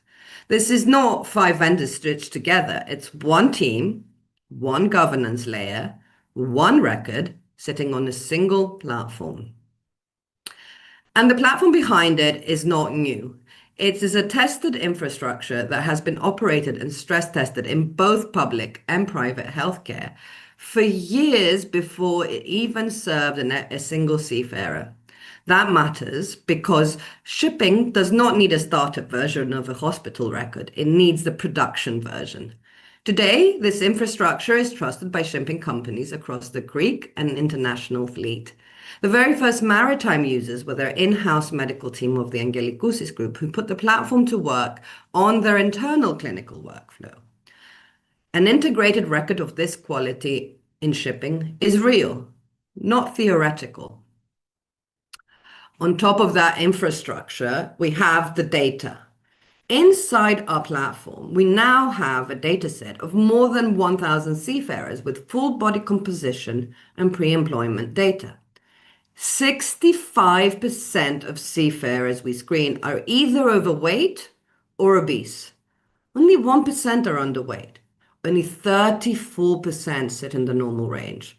Now, obesity is only one marker, but it is the most interconnected marker in medicine. One of the most interconnected markers in medicine. It links directly to hypertension, to type 2 diabetes, to cardiovascular disease, to obstructive sleep apnea, to musculoskeletal injury, to fatty liver, and also to depression and anxiety. One marker, 6 or 7 downstream conditions, all of which show up later in the P&I claim and on the death certificates. This is not a wellness number, it's an upstream predictor for almost everything else we will pay for. And once you integrate the data, you can segment it. Breaking obesity down by age tells the harder part of this story. In the under 30 cohort, more than 50% are either overweight or obese. Between 31 and 50 years old, that climbs to 68% either overweight or obese. And above 50, it tops to 70%, where 1 in 4 is already obese. These are not personal choices. These are the predictable downstream effects of long contracts, sedentary work, limited food choice, and limited recovery. The point is that you can see the curve in fleets today if the data is being collected. And once you can see it, you can intervene before it becomes the next claim. Now, segmenting by country sharpens the operational implication. In our cohort, the Greek seafarers carry the highest combined overweight and obese burden, with 35% of the Greek sample obese and more than double the average across the dataset. Philippines and Ukraine sit differently, with higher overweight rates but lower obesity. China is healthier in this sample, with only 3% obese. The reason this matters is not stigma. It is targeting. The same wellness intervention will not work for every nationality on the fleet. With this kind of segmentation, you can put the right intervention in front of the right cohort. This is what data-driven crew healthcare actually means in practice, not in a brochure. So pulling all of that together, what makes a model like this work against the alternative of stitching it yourself comes down to 4 things: prevention, specialization, data, and integration. It is the integration that turns this from a service into a system, and it is the system that closes the cost of delay. So let me close on this. The cost of doing nothing is real, and it is rising. The data exists, but today it's scattered across 5 disconnected inboxes.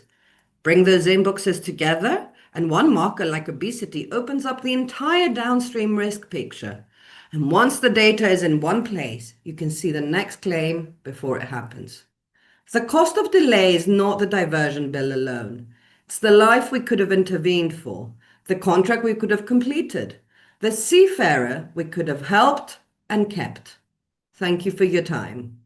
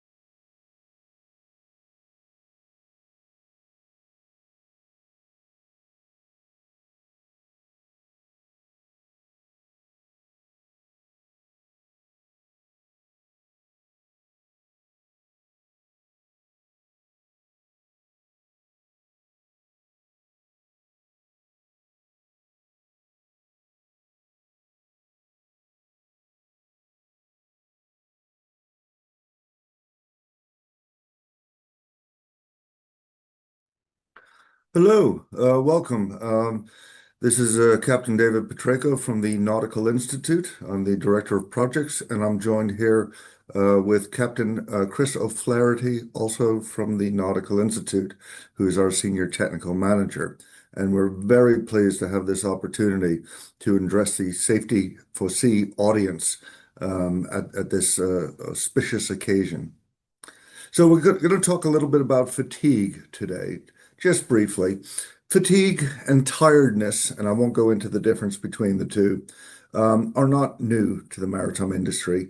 Driving ships at sea has always been a great challenge, and we have brought the humans to their limit of capacity and probably in many cases beyond their limit of capability.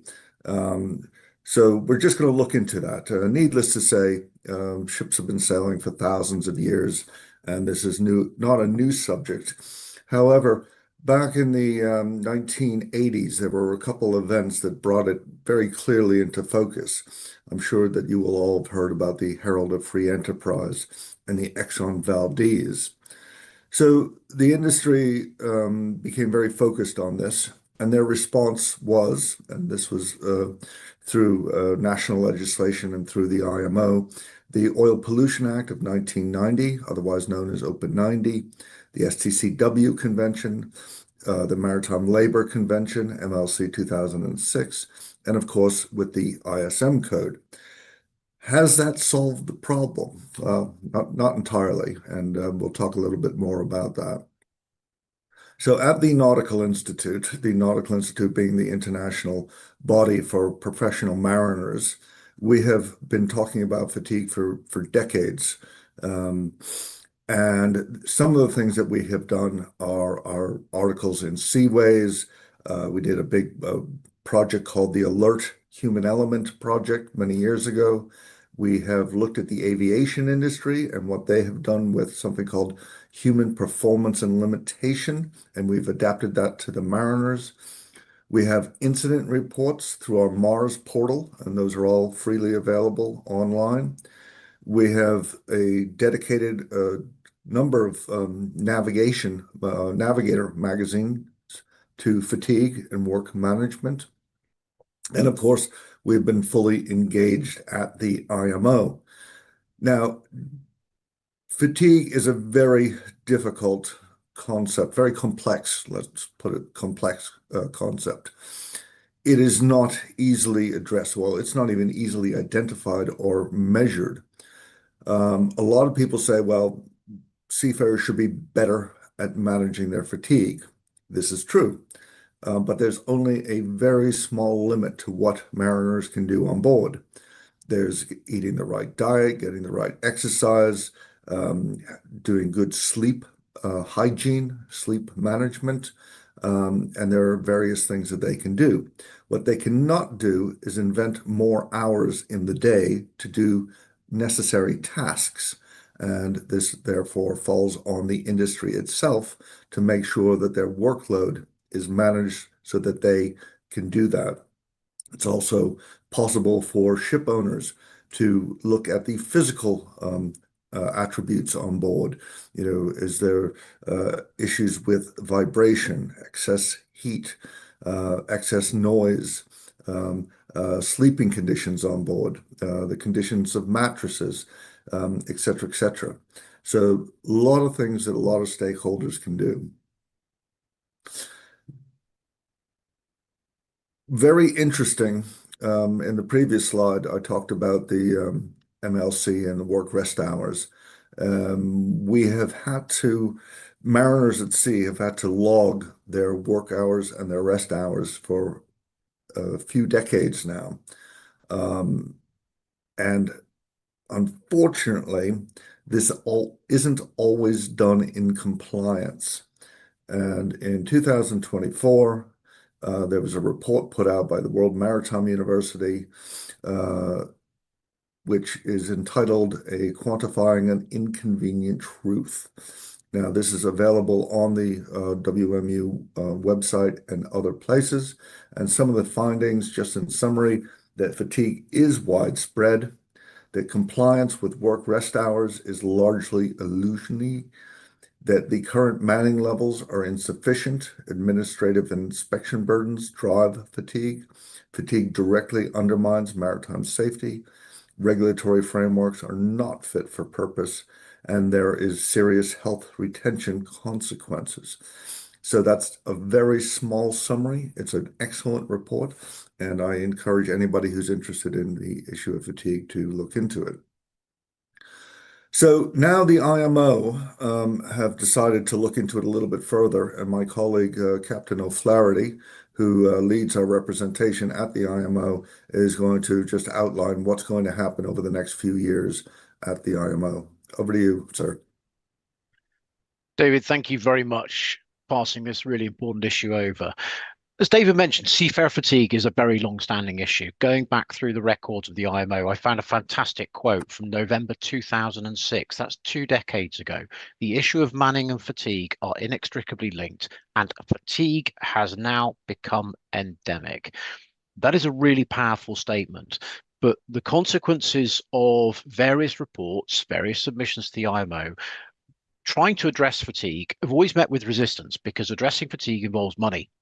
And so there was a really fantastic WMU report, the predecessor report called A Culture of Adjustment, evaluating the implementation of the current regulatory framework on rest and work hours.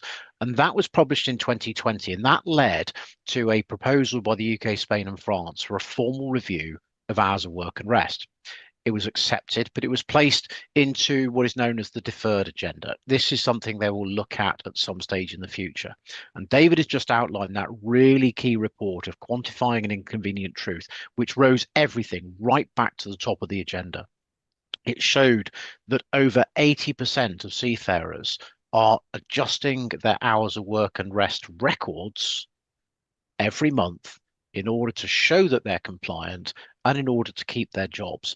And that was quite a powerful statement to make at the IMO, who believe their regulations are being implemented. But seafarers are now reporting in a really powerful survey that this wasn't the case. So as a result, the Nautical Institute worked with a whole series of flag states and other non-governmental organisations to put forward what's called a work proposal.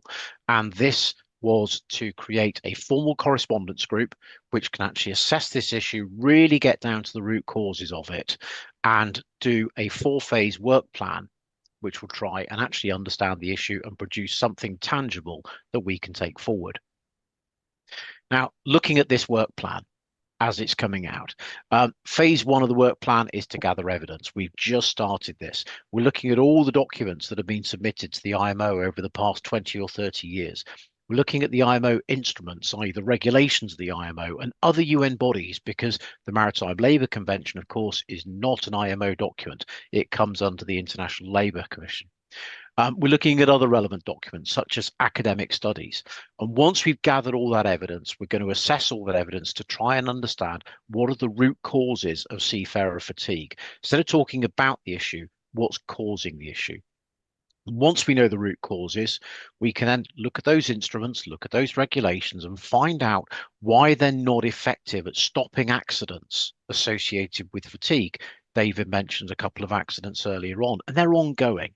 And once we've done that gap analysis of the effectiveness of current instruments, we've got phase 4, which strictly speaking is, if time permits, to identify the enhancements to the implementation of current instruments. And that'll be really important for us to actually turn the results of our study into something that we can take forward and propose amendments. A good example of this is an IMO instrument review. We'll look at, for example, the minimum safe manning, which is an Assembly Resolution 1047, which was adopted all the way back in 2011. It currently states the following principles should be observed by a flag state in determining the minimum safe manning of a ship. And a good example within that is the manning required for sea and port watches, mooring security, and safe carriage of cargo during transit. Now, what about loading? What about discharging? So what we may go on to suggest is mandatory considerations. Instead of should, make it shall. And instead of just safe carriage of cargo during transit, what about safe cargo operations in port? And what about those safe cargo operations in port simultaneous with a port state control inspector coming on board, and simultaneous with maintainers coming on board? All of those other activities that we as seafarers know happen, but we need to get that properly recognised in the minimum safe manning documents. So we've got this scoping exercise underway. And finally, we've got an opportunity to really understand fatigue through the auspices of our global regulator. The report we create is going to be read in February 2027. And that is our opportunity to deliver into the heart of our global regulator meaningful and evidence-based opportunity for change. David, back to you. Thanks for the opportunity. Thanks, Chris, and thanks for all the work that you're doing to support mariners at the IMO. As Chris said, this work is underway, and I would encourage anybody in the Safety for Sea audience who is interested in this fatigue to either get in touch with the Nautical Institute or to get in touch with their flag state or other NGO bodies to be fully participative in these discussions over the next year or so at the IMO, because this will change things. It may change things for the better, but if we can't get meaningful output, it will mean that things will be changed for the worse. So please get involved. Just in closing, I'd like to bring your attention to something called the STEER project, which is about where technology enhances safety, well-being, and professional judgment. Now, this is a project that the Nautical Institute is doing, supported by the Lloyd's Register Foundation, because we know that technology is going to affect those at sea. Possibly for the better, possibly not for the better, but it's really important to understand, and we think this has a significant impact on the fatigue. We know that some forms of technology, perhaps the technology it's themselves, or perhaps it's through reporting and administrative processes, can adversely affect fatigue. We also know that there's some wonderful technology out there that can reduce fatigue, either by removing the administrative burdens on the ships or by making it more effective for them to do on board. So I'm just going to encourage you. This is a 2.5-year project. I'm going to encourage you to get involved. There's a QR code there, or you can go to our website. We have a hashtag listening to seafarers, because that is the #1 thing that we think is going to help improve safety in the industry, which is by listening to seafarers, and also, of course, have discussions with all industry stakeholders. So this is our journey. We're going to research, we're going to engage, we're going to then design and deliver. So if you would like to be part of that community, if you would like to help us look at the effects of technology on seafarers, please do become involved. And that is the end of the presentation. I very much thank Safety for Sea for raising this issue of fatigue as such an important issue and for asking the Nautical Institute to be involved in helping to hopefully illuminate some of the issues around the fatigue. So for myself, Captain David Petreco, and my colleague, Captain Chris O'Flaherty, thank you very much for your attention.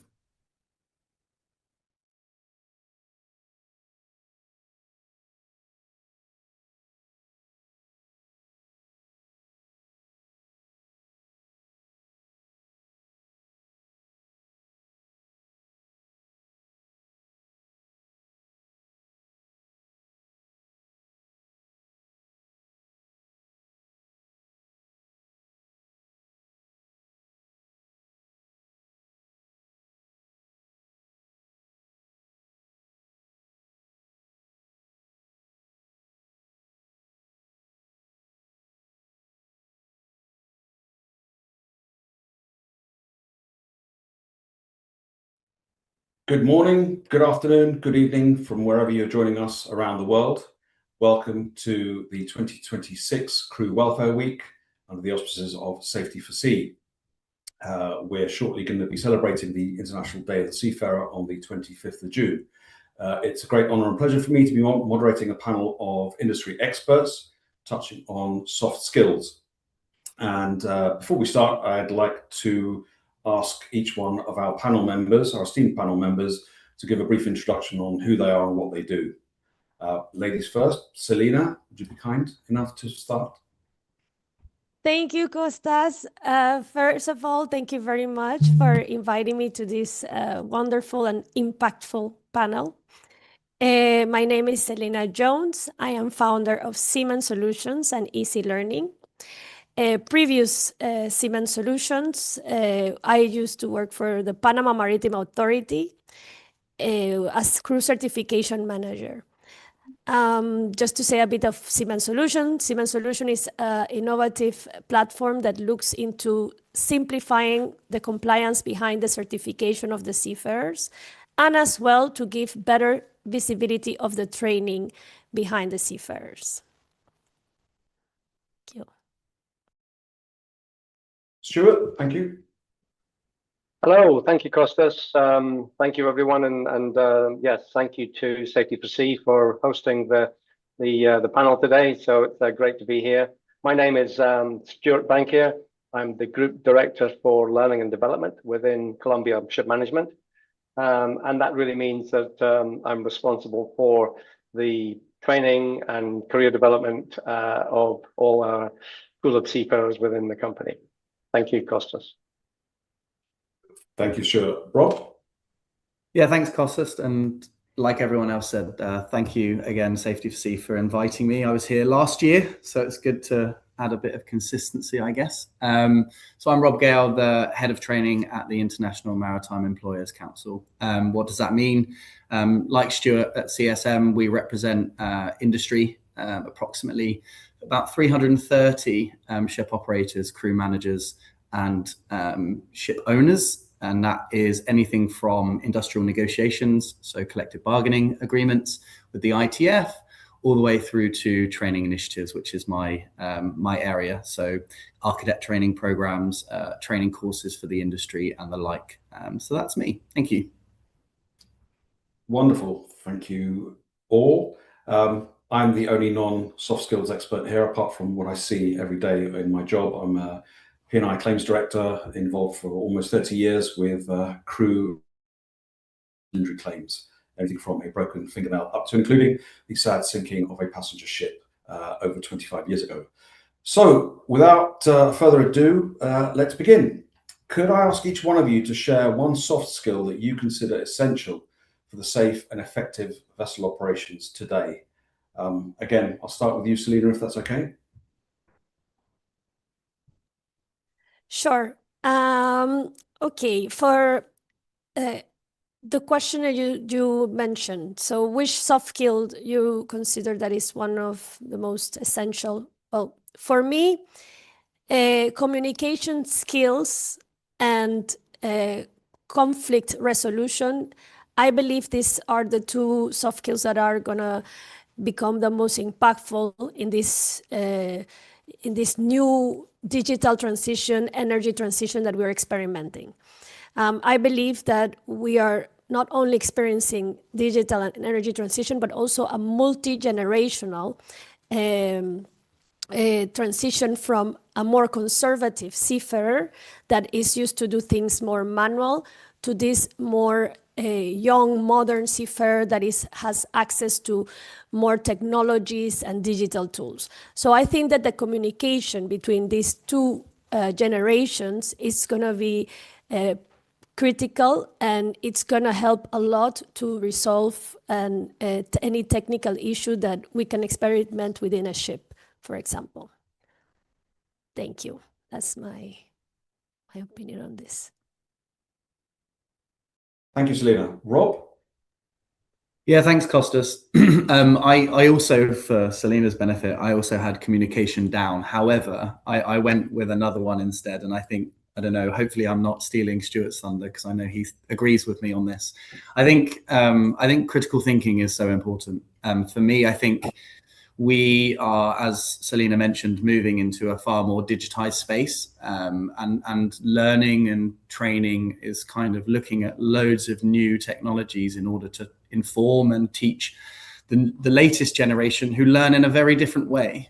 But I think, as Selena also mentioned, the communication between both old generation and new generation is absolutely critical. And I think one of those skills which can be passed down to the new generation is critical thinking. I think in the question there was a piece about talking about experience, and when I was a marine safety officer looking after 8 ships, one of the instances we found on board was the engineers in the engine room were involved in near misses or potential accidents with hatches that were not being closed off. And after doing root cause analysis and some critical thinking, something really simple as just putting some tiger rope around each of those hatch areas is only possible to find the solution if you do a little bit of digging and critical thinking. And so I think it's absolutely vital that that skill is practiced and taught among crews. So that's what I would suggest. Thanks.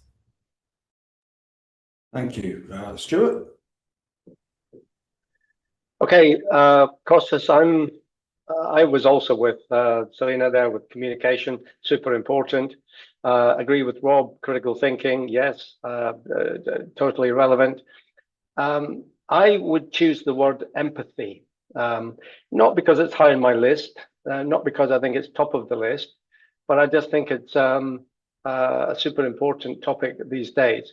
I think the seafaring and maritime game is a serious, hard and challenging working environment, and it's pretty unique for all the reasons I think we know. You know, it's remote, it's tough, you're on board the vessels, there's the weather, there's the environment, the different operating conditions. So it's absolutely challenging without doubt. And of course, it's not that that's suddenly changed. So what I think has changed is society. Society has changed, and our generations are changing, and certainly our young people are changing. And I feel if we are to attract and retain the next generation of seafarers, we need a little bit more empathy and understanding. And that's not meant to be soft in terms of a soft approach to somebody or a soft approach to compliance or to rules, or that's not what that means. I just think we need to understand our people a lot more, and perhaps I'll mention it a little bit later. It's all within the kind of leadership domain, where, you know, those sort of characteristics or behaviors are very, very important these days. Thank you very much for that, Stuart, and Rob and Selena. It's very interesting what you said. I, as an outside observer with no skin in the game, I would have actually picked communication and empathy as well, just because I think it's empathy not just towards the people on board the ship amongst themselves as crew, amongst different nationalities, cultures perhaps, generations as well as ashore, ship and shore, as well as, when I say ship ashore, I mean the shipping company itself, as well as port states, and all of that. So I think that's absolutely key. Very nice to hear about critical thinking as well. So I already mentioned multicultural crews. How important do you believe soft skills are on today's vessels, especially in the light of multinational and multicultural crews? I'll start with you, Rob, if that's okay.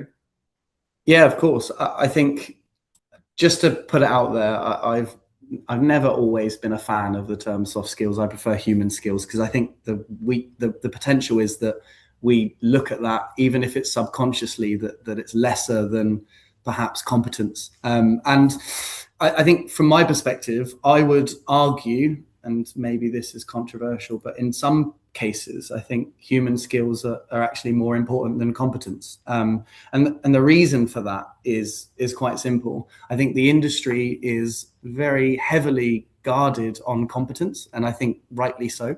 It's important when you're, sailing and managing hundreds of millions of dollars worth of cargo and people's lives and the environment, that we need to have competence.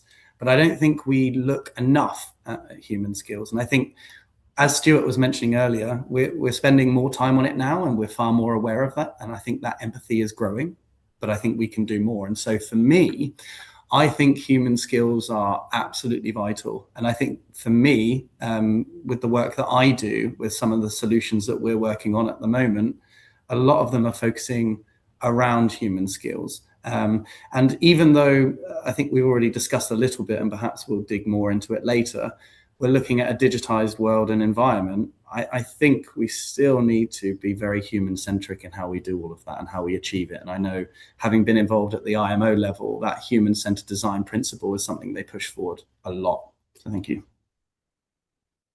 Thank you, Rob. Selena, what are your views?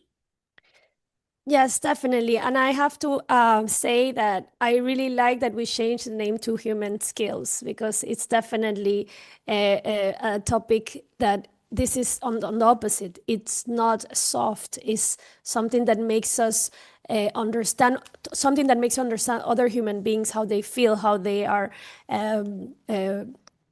being treated. It's something very important for any type of working environment. And in this case, for vessels, I believe that is very critical. I also believe that in some cases it becomes even more important than the competence itself. And the reason why is because, in my experience, most of the accidents that happen within a ship, sometimes they happen because of poor communication between each other, or because they cannot collaborate. The captain cannot communicate with certain nationality. So having a good communication within your crew, it can even prevent you for accidents. So that important are these human skills. What else I can add to this is, that as well, the adaptability. Adaptability is also a human skill, and this is also very important for you to continue learning the different knowledges, the different requirements that now these transitions are demanding you to learn. So yes, thank you. Thank you. Stuart, anything else to add there? Well, I totally agree with Rob and Selena. The soft skills, the human skills, if that's the better word, is very, very important on a ship in a working environment, because the job is still about people. The competence is required, but it's the people who make the performance work, that the outcomes, the results. And if we don't have those kind of skills, we won't be able to develop a lot of other key things like culture on board. Is human skills, teamwork is human skills, collaboration, cooperation. They are all human skills, and ultimately human skills turn into behaviors, and behaviors is what drives many, many things on board the vessel. And of course, ultimately, what we would all hope is happening on board our vessels is a happy, safe, collaborative working environment. So, the human skills huge contributors to all of that. Because if you don't have that, it's a pretty dull place to work. And if the only thing that's driving it is the performance and the competence, then you don't ultimately get the safety either. The system actually starts to break down. So the human skills are the absolute critical path ahead of the competence, to be honest. Thank you for that, Stuart. Interesting points you raised there. Firstly, culture. I think you also mentioned the human element, call it human factors, whatever. We know from experience over the years, the industry, the vast majority of accidents and casualties, the human element is behind there, as is obviously fatigue in the background lurking somewhere. And I brings to mind the deadly dozen, as they're called, 12 most common factors behind industrial and marine accidents, and the marine guidance notes. Culture is definitely there, as is teamwork, which you and Selina and Rob mentioned, as is everything else. So what is it they say? Culture eats strategy for breakfast. And I think it's absolutely true. No matter how good your systems are, no matter how highly trained the crew on board the ship is and the people ashore supporting them, if the culture's bad things can happen. So thank you very much for these valuable insights. Moving along, do you think the green transition, which has been a buzz phrase for the last decade or so, requires a new mindset across the maritime workforce? Yeah. Pointed, loaded questions. So I'll go straight to Selina. Yes, it requires, to answer your question, it does definitely require a different mindset. But in my belief, the different mindset that it requires is more about the continuous learning mindset. Sometimes I think that right now seafarers are focused in compliance, competence, but they are not looking into this green transition as an opportunity, well, as a need for you to create a culture of learning. We need to create different mindsets that help seafarers to continuously look for different courses, knowledges to learn. The green transition is not something that will be resolved tomorrow.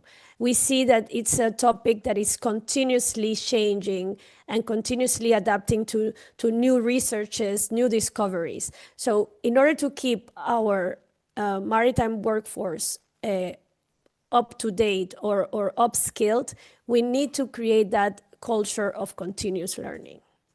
Thank you. Thank you. Stuart? Okay, so I'm not quite so sure it's a complete mindset shift. I think the green transition clearly is the sort of topic of the moment. It's something that's coming. We do need, like Selina said, we do need to be adaptable. But I think the maritime industry has shown that we are adaptable.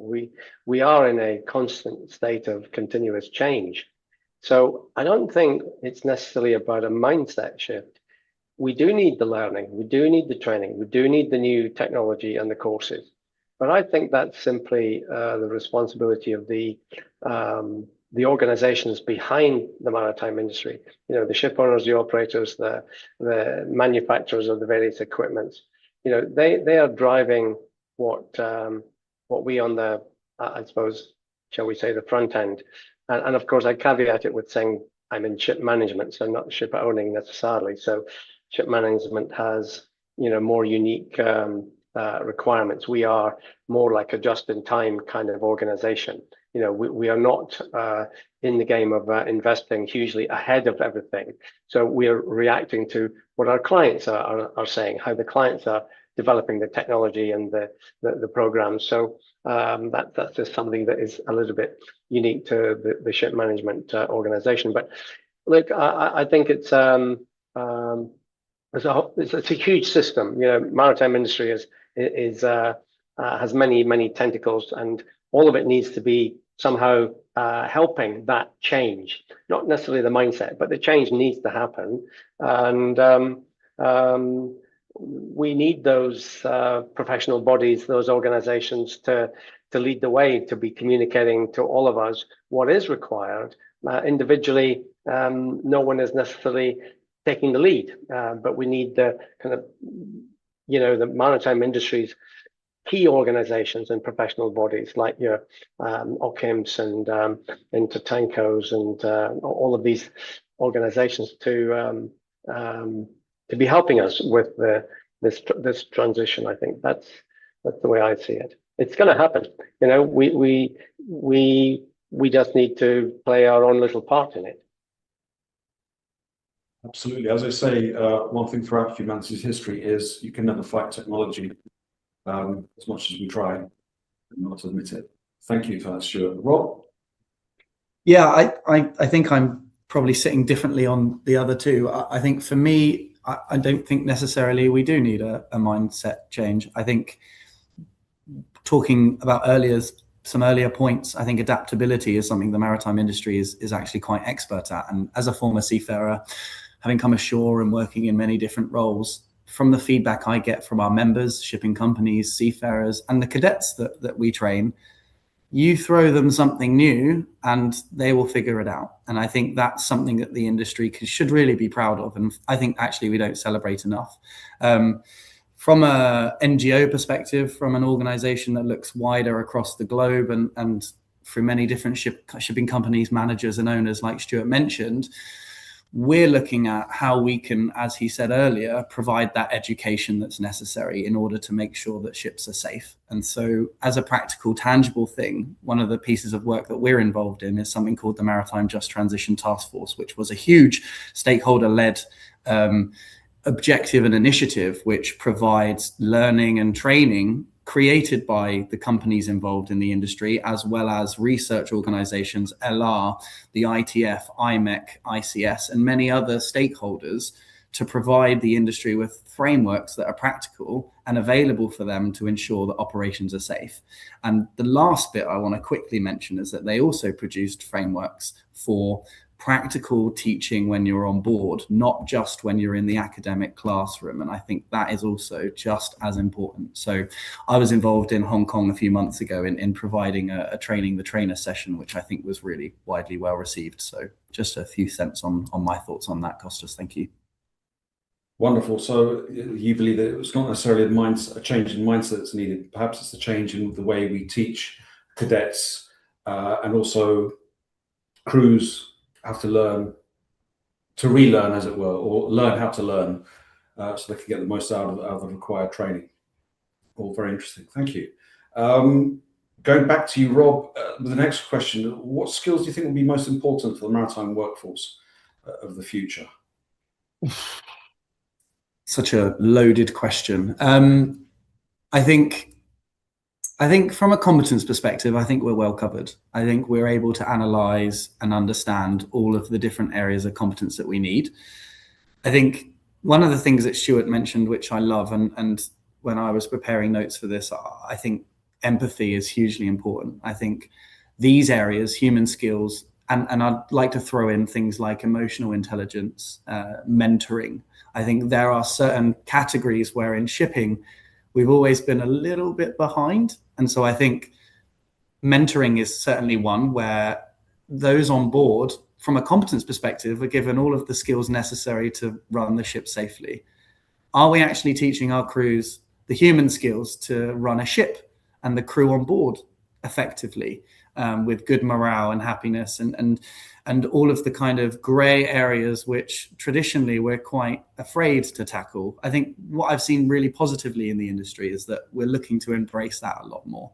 And certainly another objective of IMEC, and I'm sure Stuart at CSM and Selina in her work, is trying to promote a more diverse industry. I think we already have a phenomenally nationally diverse industry, but I think we can do more, certainly on the kind of gender gap that exists as well. And so, you know, from my side, I'd lean towards more of the human skills that we could work on. And I think just going back to your original point that you mentioned before you asked the question, I absolutely think that we could do a lot more of different styles of teaching. I think that would make a huge difference. I think in the past, we've always been very dictatorial in our cadet or academy teaching. And I think we need to start learning from new ways of teaching. Thank you. Thank you for that, Rob. Selena, what are your views? I definitely agree with Rob and Stuart on this, especially in the part of the empathy. I didn't have it written down, but I do believe that this is going to be key for our future skills. Nevertheless, I had in my notes, I focus in two very important ones based as well in my experience, and it's the adaptability and critical thinking. I do believe that there is going to be a multi-generation, so we're going to have two generations crossing paths, and that we need to be able to adapt to this new working environment, to different opinions coming from people that have been that already have experience navigating vessels in more in the more traditional way, and then we will have new people bringing new ideas and proposing new digital solutions. So adaptability to work in different environments. Yes, and well, as well to add to this could be that we will have people from different professions. I think the future seafarer will bring professions such as an IT developer to work on board. We're going to have new digital solutions that will require this new profession. So that is part as well for the adaptability part. Thank you. Thank you very much. Stuart, anything else to add from your side as a ship manager? Well, I think if we take the competence side first, I think, yes, there are some digital skills that will need to be brought in. However, you know, seafarers are adaptable. You know, when we brought in things like EEST and stuff, you know, they didn't take too long to grasp it. But what I think is maybe a bit more necessary, and something I think Rob mentioned earlier, is the way we train, because we still see problems with the complexity of EEST and compliance with following all the right rules using equipment like that. Menu systems are quite complex these days, making sure that we understand the full range of it. So the training, I think, can be looked at. But I agree with the rest. Human side is the focus area.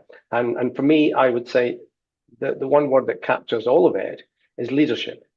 And I don't think the industry recognizes enough or understands what the word leadership, to be honest, really means. I really don't think the industry as a whole fully understands that part and the critical role it can play. I mean, all the words that we've used earlier in this panel is involved in leadership in one way or another. Empathy, communication, teamwork, decision-making, management, critical thinking, coaching, mentoring, all of it. It's all culture development, creating teamwork, harmony, all of those things is within the scope. At every level, it's not just captains that are displaying leadership or chief engineers, it's all ranks can display a degree of leadership which involves human activity, behaviors, all of these things which are super influenced by things like, self-awareness. I mean, if you don't understand yourself and how you act and react and what you see outside from other cultures, other nationalities, other people, how people behave, how can we hope to try and manage that? So you have to understand yourself a little bit. So many things there, leadership, but I don't think we're doing enough regulatory-wise to ensure that leadership becomes a bigger focus area. That's where I see the problem. I don't think IMO are tackling it sufficiently well. For me, and we're doing this in Colombia. We have a new leadership course and we're rolling that out. And that's absolutely my focus. Very, very interesting. One question I've always considered the last few years, and especially every time I go to one of the merchant marine academies in Greece, is do they teach leadership skills there? And when I say leadership skills, not just on board, what we call management training, in the outside corporate world, whether they would benefit from that. I know a lot of shipping companies, especially in Greece, but outside, still use psychometric testing to judge character and behaviors, as you said, and then monitor those. So would any of the panel like to comment on psychometric testing, whether they use it, whether they believe in it? Yeah, I'd love to come in, Costas. It's something that I'm keenly looking at the moment. Psychometric testing, I think, has served its purpose in the past, but I'm not sure we're there now. And I think with the modernization of training and learning and understanding who we need in the industry to drive us forward, I think that is a keen area which I'm heavily focused on, because we're recruiting upwards of 400 cadets per year across the globe in many different countries. And a psychometric test can perhaps identify alarming behaviors, but I don't think it identifies attitudes and behavior. And I think you do that obviously in many different ways, by interviewing, by competence testing, and by understanding more about the person. One area we're looking at changing is how we do our kind of recruitment, and looking at how we identify those skills or behaviors or the attitudes for people in the industry. We've actually been looking at this for a few years now, and we're coming hopefully towards the end of that, where I would like to see we will not be doing so much psychometric testing in future, but actually more identifying those high achievers, or those willing to travel, those that are looking to better themselves, looking to grow, looking to work very hard. I think these are, when we get into behaviors and attitudes, absolutely vital for seafarers of the future. It certainly was when I was studying, and I'm sure for people here as well. So the psychometric testing world, I'm not sure it's fully fit for purpose anymore. So that's what I'm thinking on that. Very interesting viewpoint. Selena, would you like anything to add from your side? Well, I just would like to add something to what has been said. And I think that when I said previously adaptable culture, I think I could add as well a multidisciplinary culture. I think that in this shipping, we have to start integrating a bit more the combination of working offshore and onshore. And I think that that way we can see that seafarers might have capabilities or skills to work better in offshore positions, and we can give a bit more a better career future or visibility of the different options that the seafarer can opt to. And yeah, so I just wanted to add the multidisciplinary part that I find very important for future recruitment as well. And that will obviously help them when they transition eventually ashore. Yes. Good to know. Stuart, I'm sure you agree with Rob's views on psychometrics. Yeah, I do actually. Yeah, but on Selena's point, I think we do need the sort of adaptability stuff going on there as well. But if we talk about recruitment, I'm totally with Rob. I'm not convinced the psychometric needs to be a huge part of it. What we're trying to do now in Colombia is have a selection process rather than an interview. And that is able to look at a range of different behaviors and gathering the evidence that convinces us that we are recruiting the right fit person for a maritime career. So we go into the academy earlier and we recruit a much younger person looking at, we know we can train them to be competent. That's a technical skill. But it's the behavior and the attitudes and the motivation and the why he wants to do the job. Can he do the job? Will he do the job? These are all the things that we're going to try and focus on. So we use a range of different selection processes at the moment in a new strategy that we have for our recruitment. So there's a lot of work to be done there, to be honest. I find it frankly fascinating. I know here in Greece, especially, a lot of the larger, more established Greek shipping companies do visit the maritime academies directly, select their candidates, as you said, nurture them, and I suppose the end game is basically incorporating them into the company ethos, the values, and that dreaded word or wonderful word, culture. Because at the end of the day, it's about culture, it's about people, as every one of you has mentioned today. So moving along, we talked about the future, about gender gap. We talked about the challenges with multidisciplinary technology advancing, multicultural crews, multinational crews. How do you believe the industry stakeholders can enhance crew motivation, competence, and continuous professional development? Stuart, go to you if that's okay. Well, again, picking up another comment that Selina made, career development is important, or more important these days, I think. We need to be now able to offer seafarers a range of options. It's not just cadet to captain or cadet to chief engineer anymore. We need to be much more transparent and able to communicate much better the options that we offer. So we're also starting a program where we are looking at internships or office assignments or opportunities for seafarers to come from the sea job into shore, back to sea without any impact on their career. So we're definitely looking at that. We need to offer options, at least for the next generation who don't quite see the 20-year game necessarily. A lot of them still do traditionally, but we need to be offering those kind of options. So that's definitely something that we're looking at,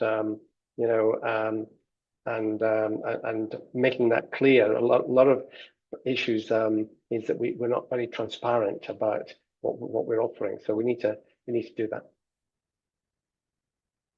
Thank you, Rob. Yeah. Again, a really tough one, and it's good. We should be encouraging tough questions. I think one thing I would like to impress upon people listening and the panel is I think we need to sometimes trust our seafarers a little bit more. I think we've kind of moved to a state where we're demanding that crew do things, do the next training course, do this, do that.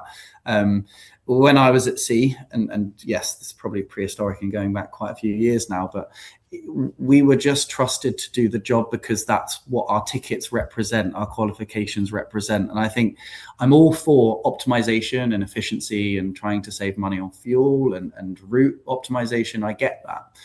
But I think sometimes we do forget that they're well-trained people. In fact, some of the most well-trained people on the planet, like Selina mentioned and Stuart mentioned, adaptable, able to fight fires, able to deal with medical emergencies on board, competent to deal with the most complex engines, which are now developing the most future fuels in any industry sector, in any transport sector.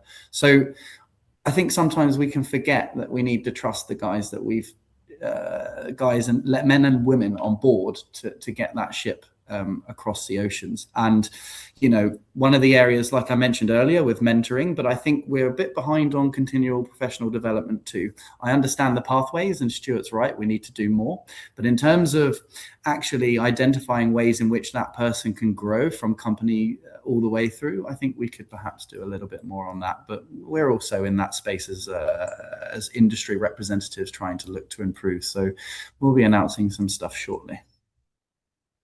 Very nice to hear, Rob. I think you're absolutely right. I don't think we give ourselves credit as an industry, like give each other a slap on the back.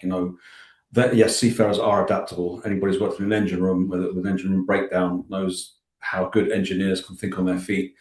Masters, I've heard tell many years ago, are part lawyer, part accountant, part coach, part seafarer, part doctor as well on occasion.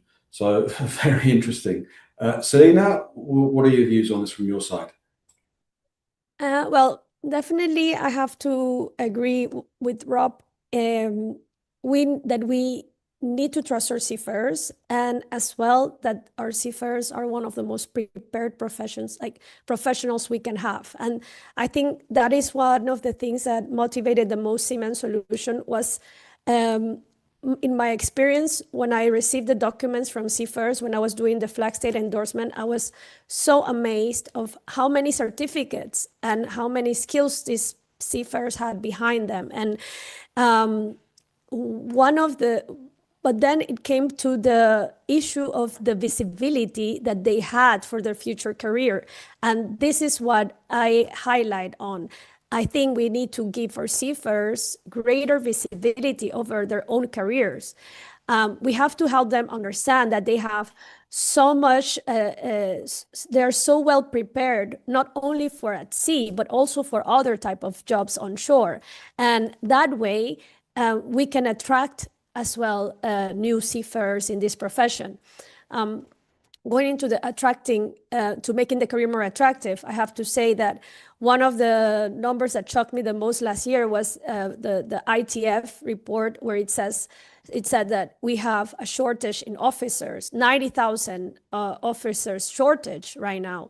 And when we see the rating statistics, we have an overdemand. So we have more ratings and we have a shortage in officers. So what the numbers also tell us that there is not so much connection or career development from going from a rating rank to go to then an officer.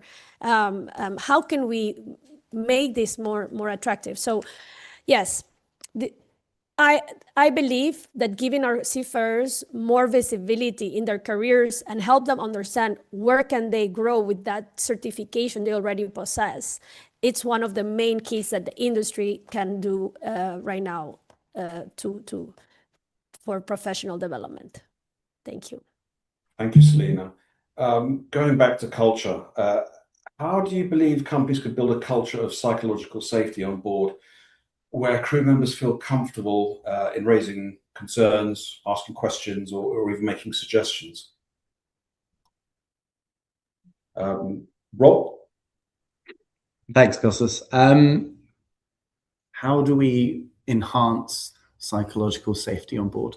Well, we've talked a lot about human skills. We've talked a lot about what we can do, what seafarers can do. I think, as Stuart kind of mentioned earlier, we need to reinforce this education and reinforcing it in a different way than perhaps we've done it in the past. So, you know, the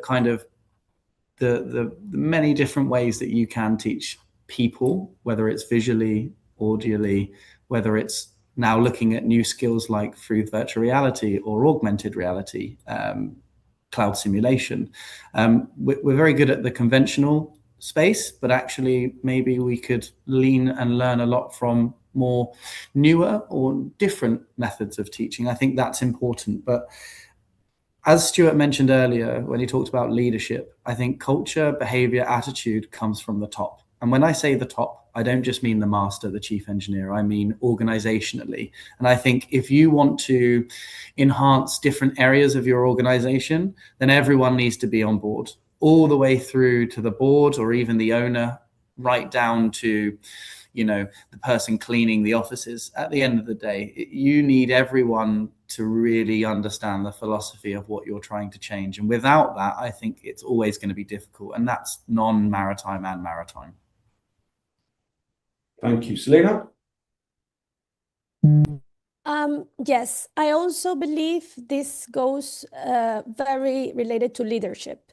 I think we have to build a culture, but when I say leadership, I think we all should have the basics of what leadership means and try to create a culture where all our seafarers can give the example of how to be empathical to each other, create safe environments, create rules that where there is no offenses or that people that raise questions are well accepted.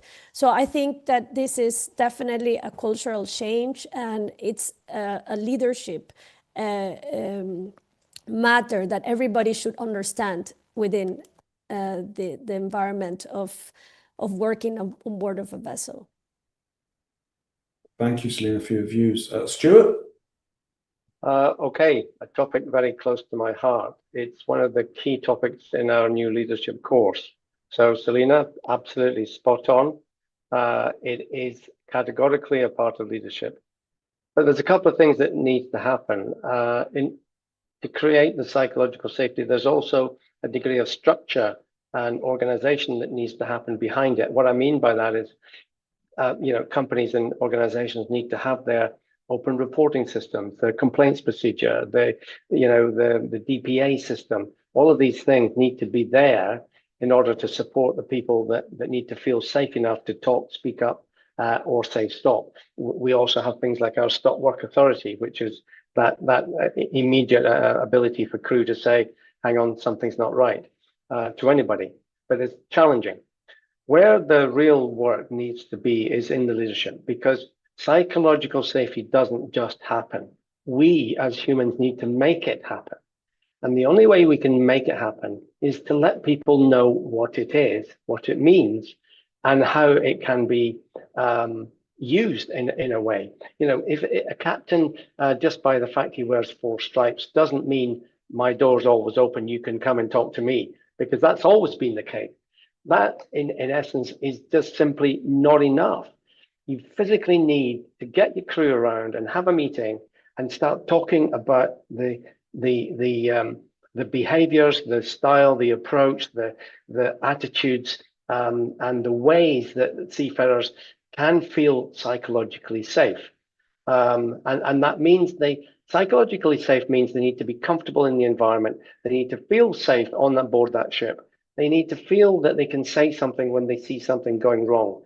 They need to be confident they can challenge someone to say, that's not right, or hang on, there's going to be a mistake, you know, maybe a technical mistake or a navigational mistake or something, right up to a highly critical safety mistake that causes injury or some higher level. So they need to be very confident of how all these systems work. And unless people like senior officers actually do something, say something, and tell the crew, give them the opportunity, not just once, not just at the beginning of the contract, like virtually every other day, week, their actions are indicating that cultural behavior that says, I'm on a ship where I can say something and no one's going to shoot me down. In the safety meetings monthly, I've done hundreds of them, and you look around the crew and you can absolutely tell that no one's prepared to say anything because the chief mate or the captain simply isn't going to be that responsive to it.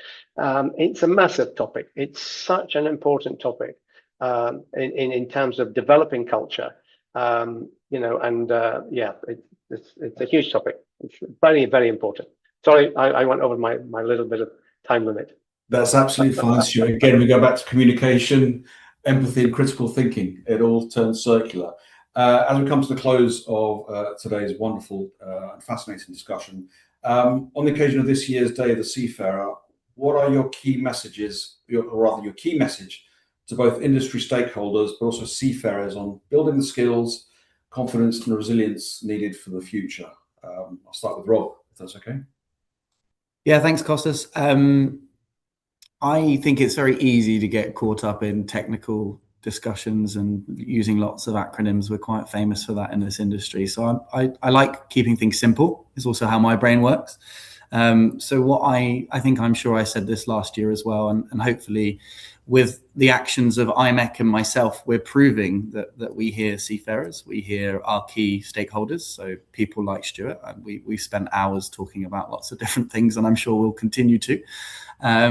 We're looking at trying to continue improving the industry. We want to ensure that seafarers have their voice. We recently had a conference where we had competition winners talking about their stories. We had cadets attending. We want people to be able to amplify and have a space where they can be heard. So we are listening to people's feedback. We have, like I said earlier, we have some interesting projects that are hopefully coming to light in a couple of months in a few of these areas. And maybe a quick message. We may not always be visible as IMEC. We kind of like getting on with the work and staying in the trenches, but we are here. And if anyone does need to reach out to us, whether it's psychological safety, whether it's feedback about what we could be doing better, what the industry could be tackling more, or just a seafarer that has an issue that's covered under our ships, talk to us. We can only act if we hear. And Stuart mentioned earlier, having the confidence to be able to speak up. We're trying to establish that across our membership, across those ship owners and ship managers and crewing managers, so that, like he said, if you need to stop something because there's a safety hazard or there's any sort of risk, then they should feel comfortable doing that. So that's the message I'd like to share. Thank you, Rob. Selena?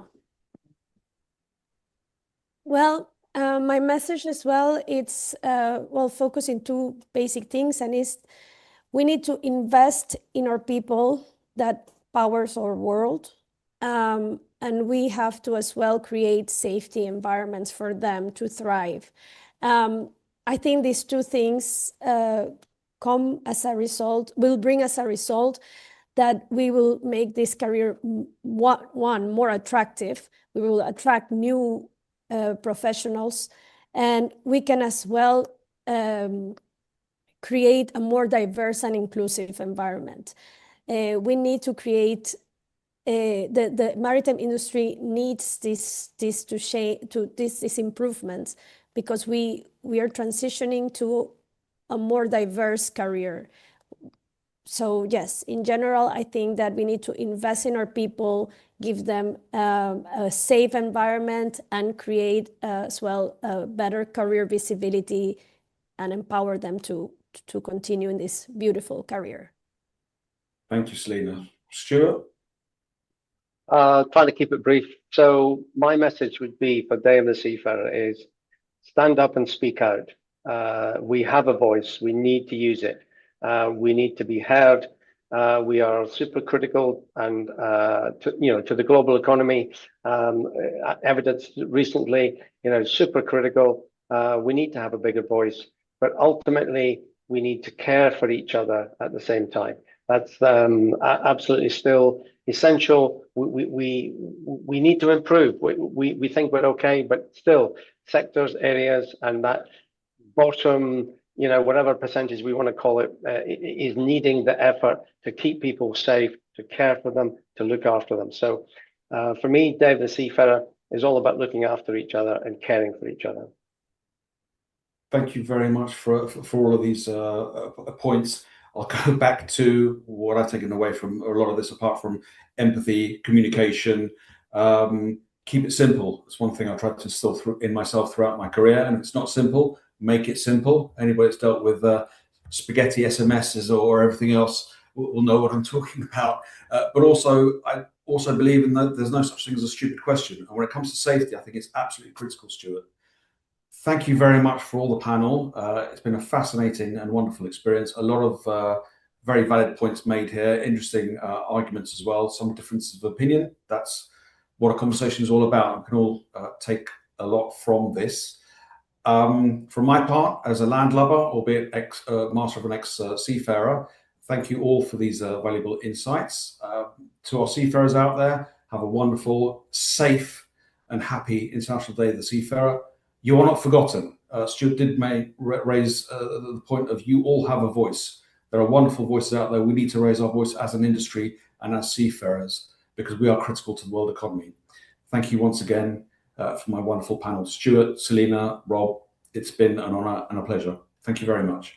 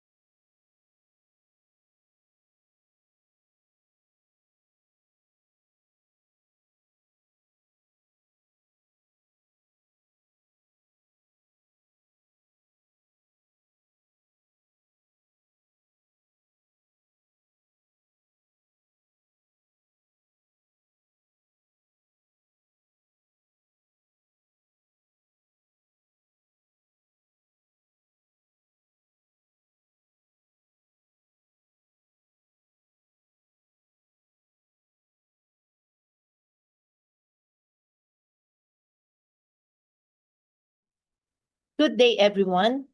It is a great honor to be here today. I'm Dr. Angelica Bailon, serving as Director for External Relations of the Maritime Academy of Asia and the Pacific, Philippines. I'm also the Vice President of the Nautical Institute, Chair and President Emeritus of PAEPI Global, Secretary for NI and IMRS Philippines Branch, and for RI Singapore Institute of Maritime Management. I'm also Board of Director for Asia Marine Educators Association, or AMEA, and a member of the Peer-Assisted Self-Evaluation Scheme, or PAES Working Group Team for the International Association of Maritime Universities, and APEC-SEN Expert Group 3 Vice Chair. Thank you, Safety for Sea, for bringing us together for this meaningful Crew Welfare Week. Today, I will speak about women in maritime, how we lead, serve, and transform our industry. Hence the title, Driving Progress, Leadership and Service in Maritime. For a long time, maritime was seen as a man's world, but that picture has changed completely. Today, women work and lead in every part of the sector, on board ships, in ports, in education, in safety, and in management. In the Philippines, our women maritime professionals and seafarers are known and respected across the globe. Through my work with AMEA and IAMU, we shape quality education. Through NI, IMRS, and RI Singapore, we raise professional standards. And through PAEPI Global, our academy, MAAP, APEC-SEN, we build strong partnerships and leaders. In every role, I see one clear truth. Women bring not just skill, but also care, connection, and heart, the very foundation of crew welfare. On why inclusion matters. Why does having women in our industry matter? First, it's because diverse teams make better decisions and deliver higher safety standards. Second, an inclusive culture creates better well-being and happier working environments. Women naturally bring focus on communication, teamwork, and care, exactly what crew welfare stands for. This also supports global goals like gender equality, or SDG 5, and decent work, or SDG 8. Whether we are training educators through AMEA, setting university standards through IAMU, or promoting good practice through our professional bodies, inclusion is not just the right thing to do. It makes our whole industry stronger, safer, and more sustainable. On where we stand. Globally, women make up around 2 to 3% of the world's seafarers. But this number is growing fast, and the Philippines is leading this growth in our region. We serve in deck and engine departments, in training institutions, in surveys and port works, and in policy and leadership. Through our Maritime Academy, we prepare young women for these careers. Through AMEA and IAMU, we ensure their education is world-class. And through NI, IMRS, RI Singapore, and APEC-SEN, we provide the support, recognition, and network they need to grow. More and more women are now reaching senior positions, and this progress will only continue. On challenges and solutions. Of course, we still face challenges. The old mindsets, the limited facilities in some vessels, balancing work and family, and the need for more role models. But challenges are also opportunities. Working with organizations like Safety for Sea and through our work across AMEA, IAMU, MAAP, IMRS, NI, APEC-SEN, RI Singapore, and PAEPI Global, we create real solutions. We run awareness programs, develop fair policies, build mentorship networks, and strengthen welfare systems. We ensure that every woman and every seafarer works in an environment of respect, equal opportunity, and dignity. Welfare is our foundation. Inclusion is our path forward. On women and crew welfare. This is the part closest to my heart. When we speak of Crew Welfare Week, This is where women make the biggest impact. We bring strong focus on mental health and emotional well-being. We encourage open communication and fair conflict resolution. We stand firm for respect, dignity, and zero tolerance to harassment. We push for good living conditions, proper rest, and fair treatment. We create that sense of family and care, even when we are thousands of miles away from home. Welfare is not an extra service. It is part of safety and part of good business. And women have been powerful voices in making this a priority across the world. On the role of our institutions, no one succeeds alone. To our Maritime Academy, we open doors. To the Nautical Institute, EEST, and APEXN, we raise standards. To RI Singapore, we build leadership and governance. Through AMEA, we strengthen educators across Asia. Through IAMU, we align quality education worldwide. Through PAEPI Global, we unite professionals. And through Safety for Sea, we connect and share knowledge. In all my roles, I see clearly that when we work together, we create real change for women, for seafarers, and for the whole industry. Together, we deliver real change.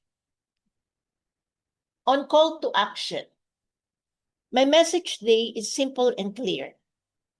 Inclusion is strength. Welfare is essential. I call on all industry partners to continue to provide equal opportunities, safe conditions, and fair treatment. To leaders, continue leading by examples and value welfare as core business.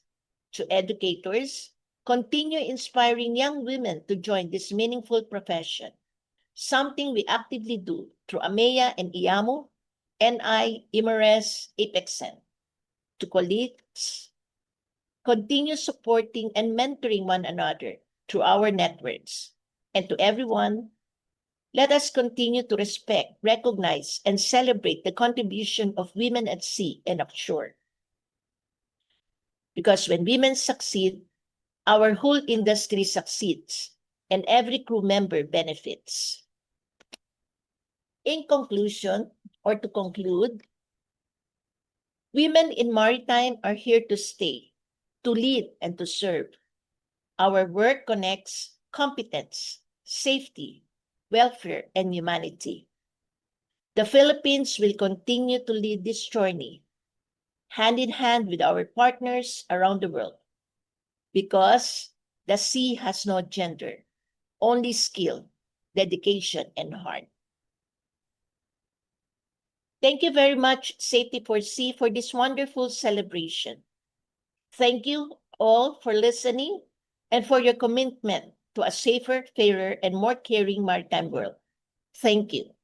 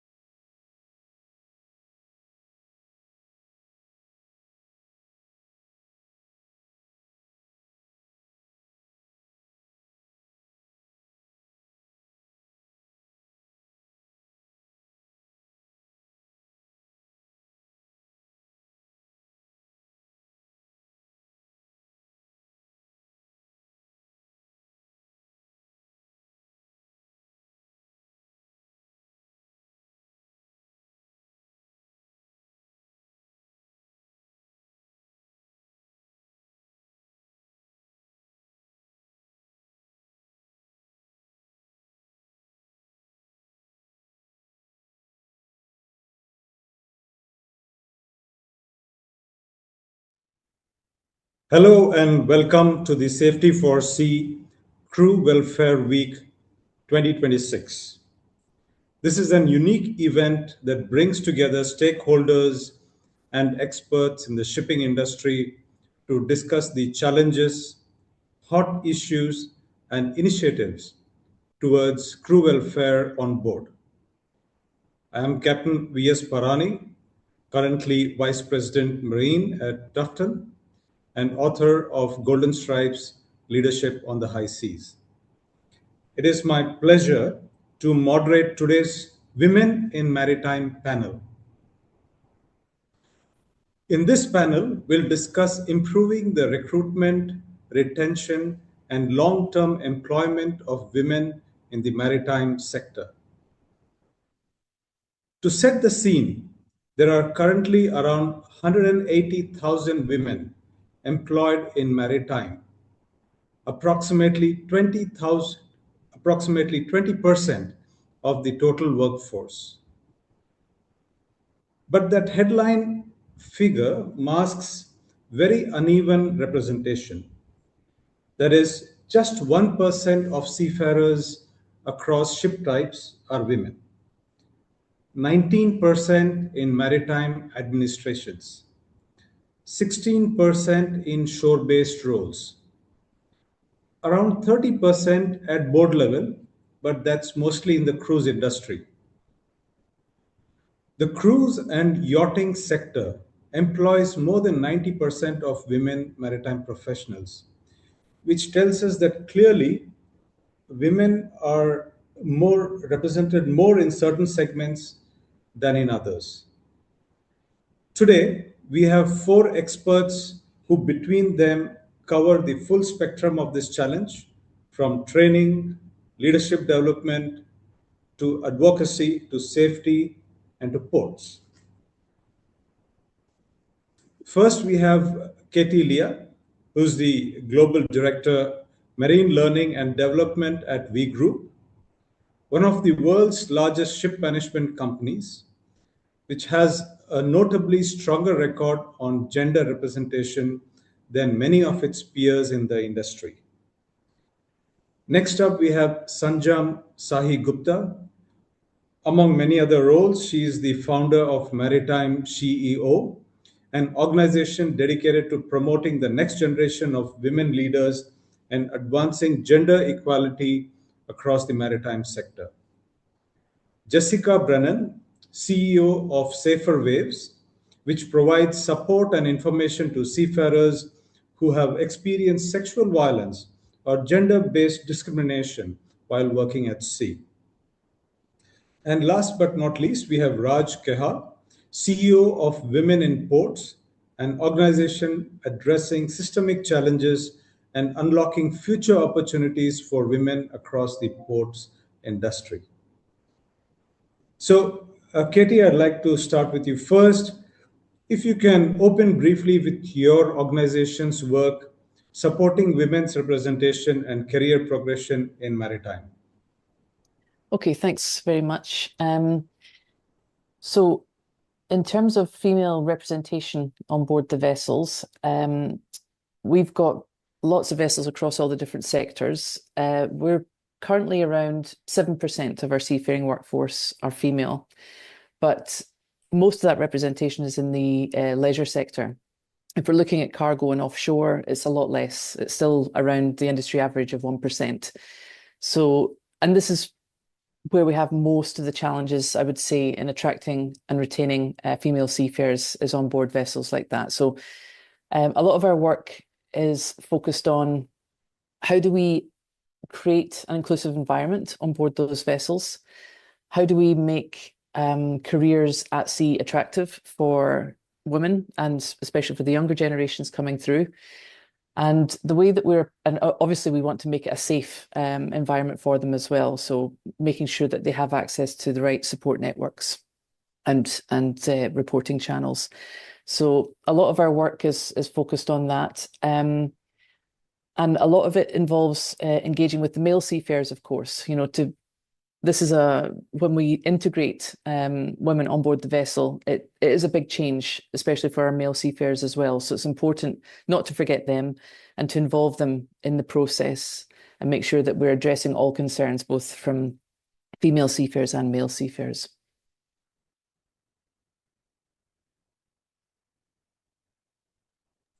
Thank you, Katie. Sanjam, would you like to add, please? Yes, thank you so much. It's a pleasure being here on the panel with all the wonderful ladies who are doing such amazing work in maritime and yourself. So Maritime SHEO was formed with the premise that we need to create the next generation of female maritime leaders. We do see that there are very few women in management positions overall within the maritime industry. While we do have a lot of women in support roles, entry roles, we do note that once you cross mid-management level, it's very difficult for a lot of women to rise and break the glass ceiling. So we thought this was something very important that we needed to address. We have a leadership accelerator program for women in maritime. We had the first 3 batches funded by the IMO. Currently, we are doing this program privately for various companies such as Seaspan. We believe it's very important to have the women equipped with leadership skills, not only when they are on shore, but also when they're at sea and coming on shore, or even at sea when they want to take on positions of higher responsibility. These skills would help them greatly. Thank you, Sanjam. Jessica, I'd like to hear your take. I know you come from a different, you address a different perspective of helping women get past certain challenges. So could you please speak to that? Of course. So Safe Waves does provide support to all genders of seafarers. However, the vast majority of people that contact us are women.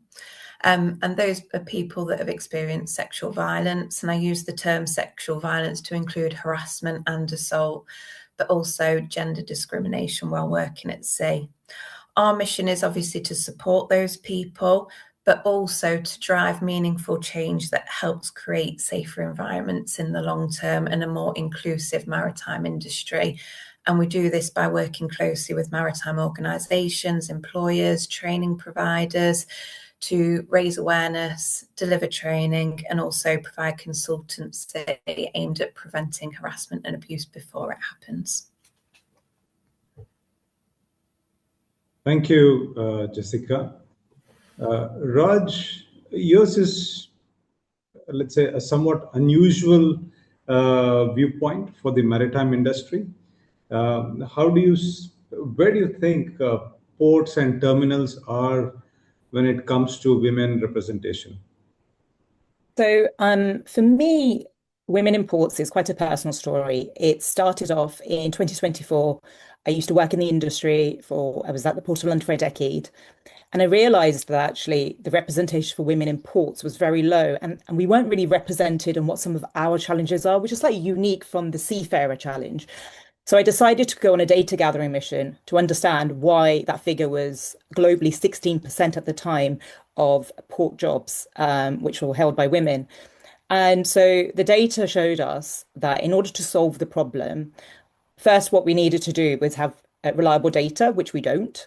So what Women in Ports decided was that we have 5 hubs, how we're going to solve the problem to bring representation up. That's our core mission, bring representation up. And we do that through sustainability, innovation, advocacy, knowledge, which is our training arm, and data and research. So what we are trying to do is create the global data hub for female or gender-specific data. And when it comes to the training side of things, we want to get into schools from the age of 11 to 14. So we start that representation of what it looks like to have a career in this sector as early as the age of 11. And then we have a situation where we train up to academy level, executive learning, etc. And we capture the voice of women for our podcast series called Women in Ports and Conversations. So that's a very much a roundabout way on what we do to bring that representation up. But the core of what our belief is, it's through collaboration, not competition. Thanks, Raj. Through collaboration, not competition. Interesting. So I think we'll come back to that thought later during our discussion. But I'd like to come back to Katie. Your company, We Group, has done remarkably well in women representation. What I see from publicly available statistics are that the women representation is higher than the industry average. But as we were speaking before the start of the panel, there's still a long way to go. So could you walk us through what you think as a group you've done right, and what more could be done, what others could learn from your journey? Sure. The first thing I would say is you need to be quite intentional about, introducing female seafarers on board vessels. I think in the past, we've maybe focused too much on bringing the numbers in and then just, putting them on board and hoping for the best. So it needs a lot of preparation. It needs proper risk assessment. It needs to involve identifying vessels and preparing them for having mixed gender crew on board. So that means making sure that there's the right size of PPE, that there's designated changing facilities, laundry facilities, and also just looking at your policies and procedures. Do you have some of the all the sort of potential issues covered in your policies and training? So, for example, personal relationships, how does the captain deal with that if there's a personal relationship started on board? Or how does everybody respond if there's a complaint raised? So all of that has to be crystal clear. And training, I would say, is the biggest component. Training everybody. All the seafarers on board, all the female cadets or seafarers that are joining, all the shore teams as well that will be managing the mixed gender crew, so that everybody is clear, everybody's consistent in the message that they're giving, and everybody's held accountable. So they're clear on the policies, they're clear on the expectations, and we hold people accountable for it. So it's just about creating that culture on board. And it's a multi-pronged approach. And you need to treat it like a change management exercise, very structured, get buy-in, and have very, very careful and considered communication and engagement around it as well. Thanks, Katie. So what I hear is you look at the structural details that need to be addressed in terms of, like you said, even the details such as personal protective equipment needs to be, suited for women. So that's good. I mean, that's from a company perspective. And I'd like to now take the question to Sanjam, where you do the advocacy on an industry ecosystem level. How do you bring about these structural changes? How do you, let's say, reset or adjust the system so it can accommodate more women professionals in the workforce?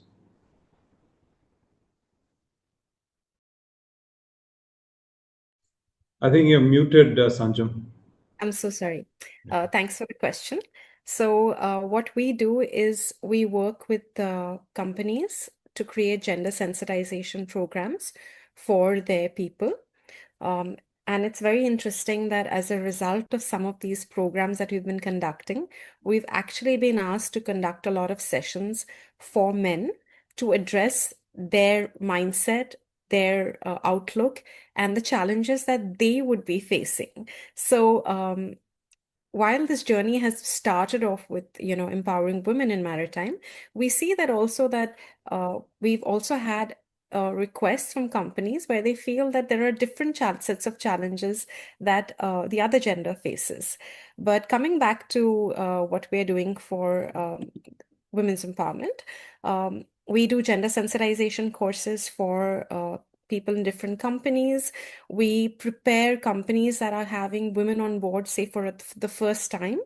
We make sure that the ships are ready to receive them. And there was this particular company where the first time they had women on board, it failed miserably because they didn't do anything to prepare the crew that women were coming on board for the first time. So I think initiatives like that are very important.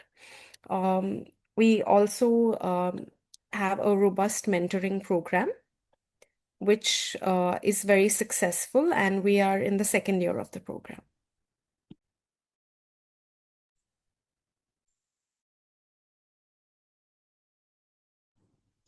Thank you, Sanjam.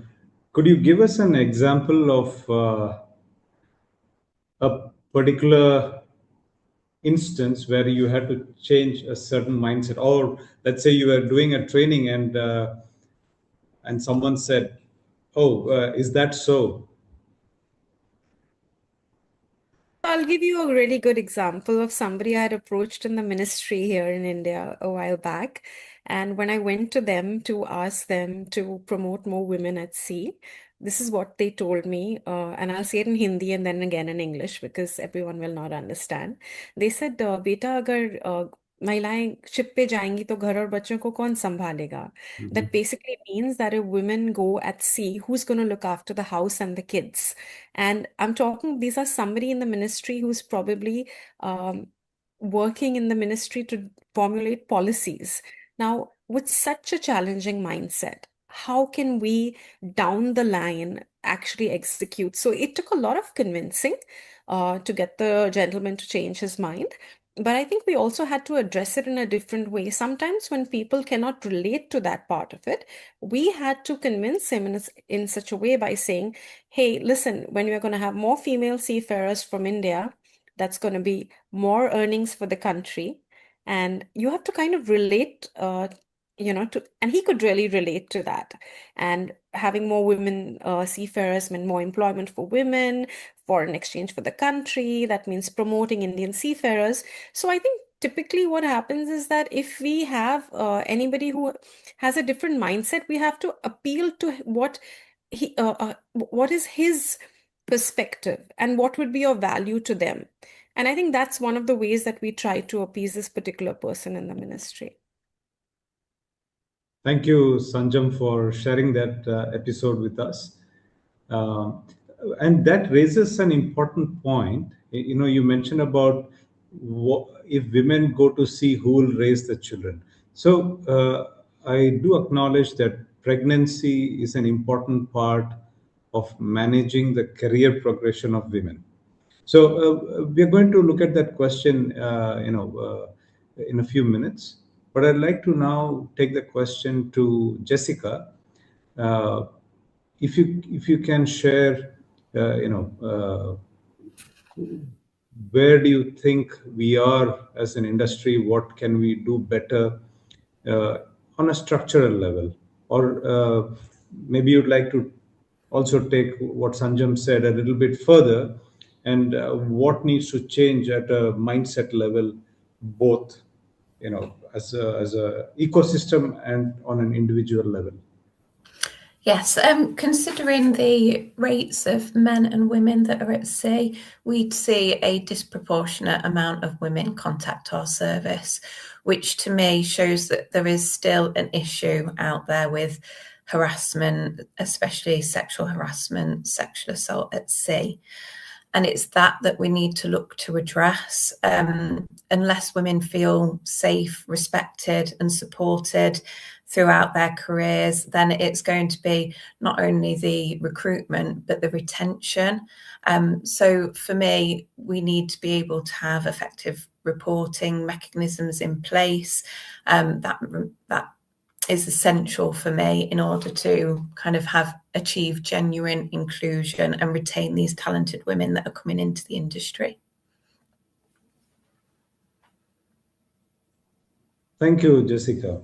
So you mentioned that we should have reporting mechanisms, and again, that also I think that leads to another question: what happens when reports come in?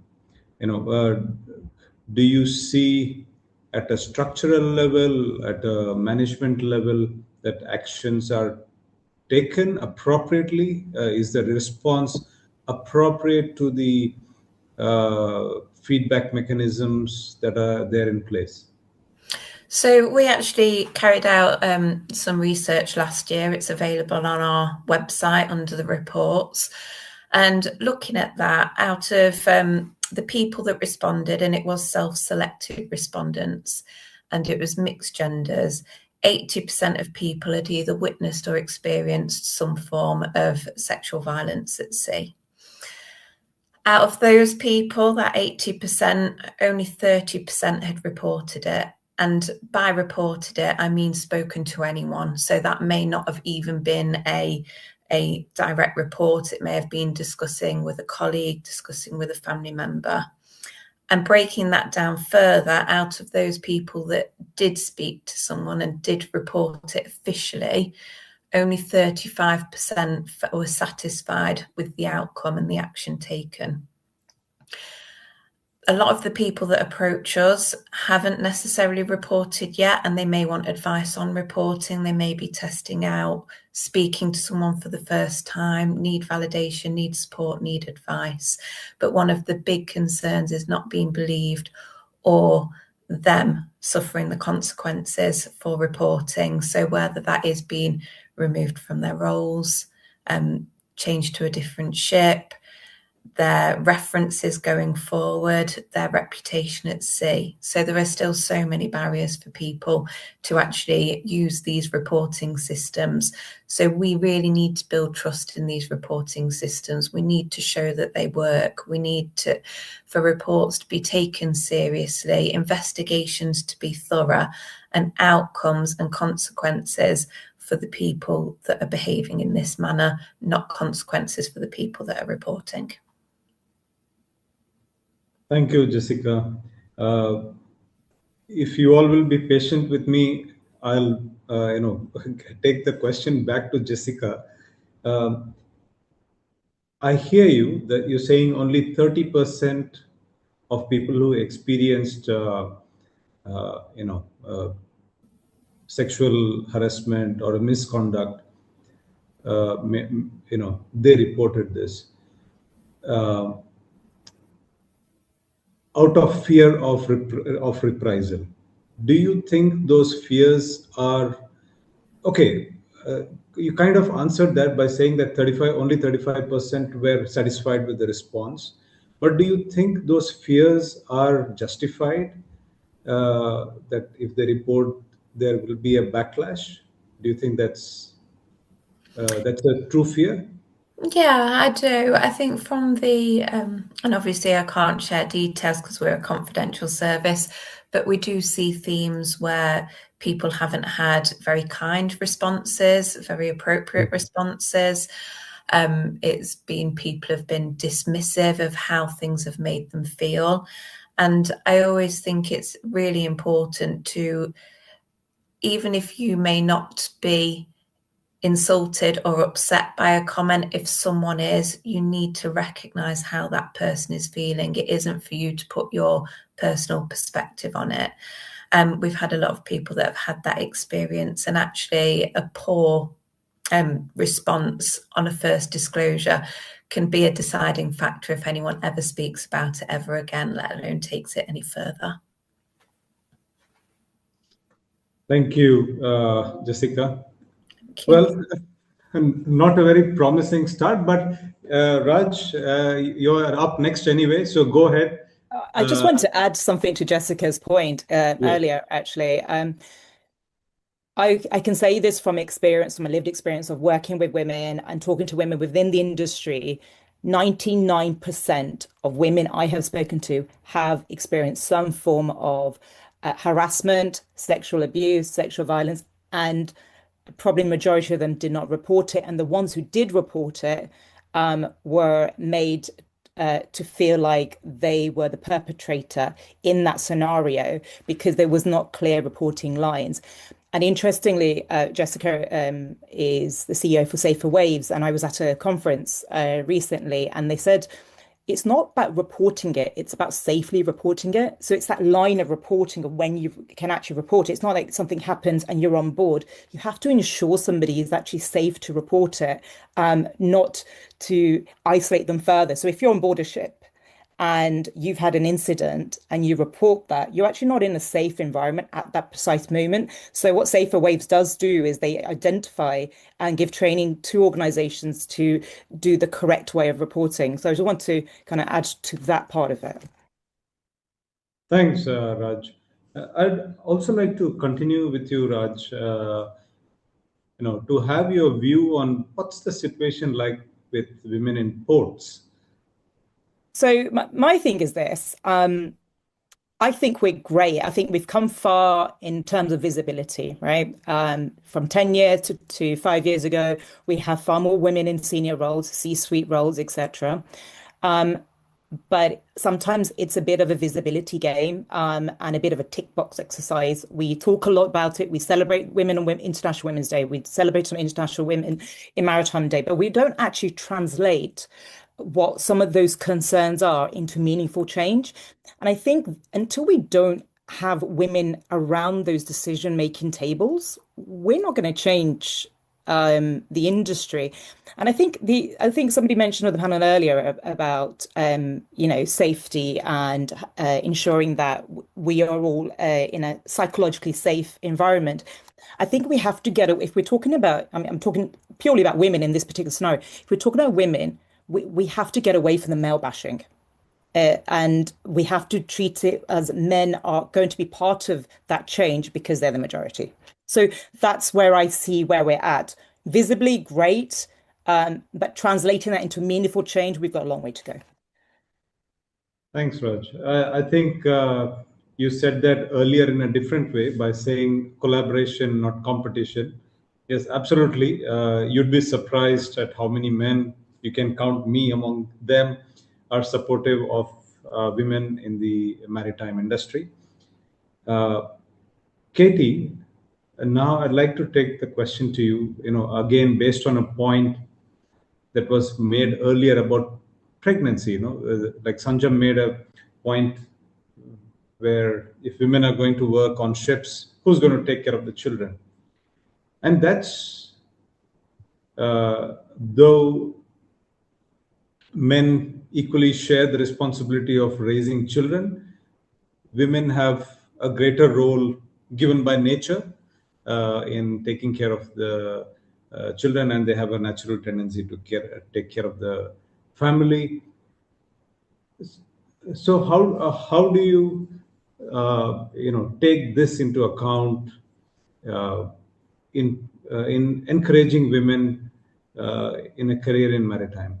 Yeah.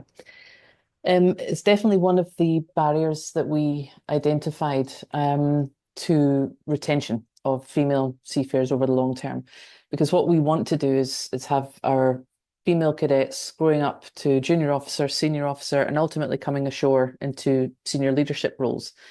But we recognize that they have to balance work and family life. So one of the key focus areas we have available for all our seafarers is we promote flexible career pathways, long-term career pathways. Luckily at V Group, we have, such scale and, scope that we can offer a lot of opportunities on shore as well. So that's what we look to do. We have ship-to-shore programs, but we also have shore-to-ship. So it gives flexibility for people to come and try out roles on shore. But then if life changes and they need to perhaps, earn more money, or they want to go back to sea to keep their ticket valid, whatever the reason, we can facilitate that as well. So I think that's really important, is offering that flexibility to say, if you decide that you want to come ashore for some time, we'll do our best to find an opportunity for you, and then do our best to retain you by offering a pathway to go back to sea as well. Thanks, Katie. I think for the women and perhaps also the men listening in, I think they can take assurance that it is possible to have both. You can go to sea and you can take care of your children. As long as you coordinate this well with your employees and your organization, I think it is very much possible. Yeah, You can have the best of both worlds. Exactly. As long as you can identify roles that can accommodate that, because it's not always easy. Some roles, like the traditional roles, like superintendent or something like that, that takes a lot of training and familiarization, and that can be quite disruptive if somebody decides 3 months later that they don't want to do it anymore. But finding opportunities onshore that allow that flexibility, that's the key. And then it gives people a chance to try it. And if it takes some of the pressure away as well from making that decision, because they can return to see if it doesn't work out. Yeah.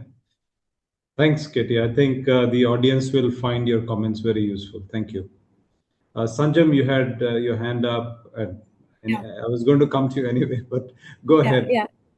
So I wanted to actually share with you and the group that we have these small communities within the Maritime SHIO community, and we have a community of female pilots. We have over 110 female pilots globally in our community, and they also discuss matters of importance to them, and pregnancy and maternity are one of the conversations they've been having. And the experiences that they spoke about, like some from supportive ports like Dublin or Australian ports or Sweden, were very supportive, and some were extremely problematic. And I will not name those countries though. These women actually said that some of them hide pregnancies to avoid being grounded, being demoted to desk jobs at half pay, losing their license progression, or being asked intrusive questions about their family planning in job interviews. So there are a lot of voices from the group, who spoke about what are the challenges that they would face, especially like giving light duties, which there would be a pay cut. So pregnancy policies in maritime pilotage is not like a niche welfare issue, but it's like they find it a career-ending risk for many female pilots, and the absence of policies forces them to work, unsafely, hide pregnancies, accept pay cuts, or even leave the profession permanently. Thank you, Sanjam. I'm going to actually ask a very politically incorrect question. Okay, so forgive me if it, and I hope you understand the spirit in which I'm asking. I totally get your point about asking intrusive questions about family planning. But then, also like Katie mentioned earlier, if you can discuss with your organization well in advance, it requires a bit of planning. That's what I took away from Katie. And please correct me if I'm wrong, Katie. So do you think a conversation really helps? I mean, instead of, if a person is planning to start a family, is it good to have that conversation in advance? Just like two normal people, does it help the company and the person both? So then they can actually plan a career transition to them, for them, so that maybe a temporary desk job and then or a movement altogether. Does that make sense? Yeah, absolutely. So I think that what they would really want is that companies are more looking at it positively rather than looking at it very negatively. The fact that we're, family planning. So I think that what they would want is flexible, medically supervised working arrangements during pregnancy. They would like it if full pay were maintained during light duties in pregnancy, which is equal to injury protocols.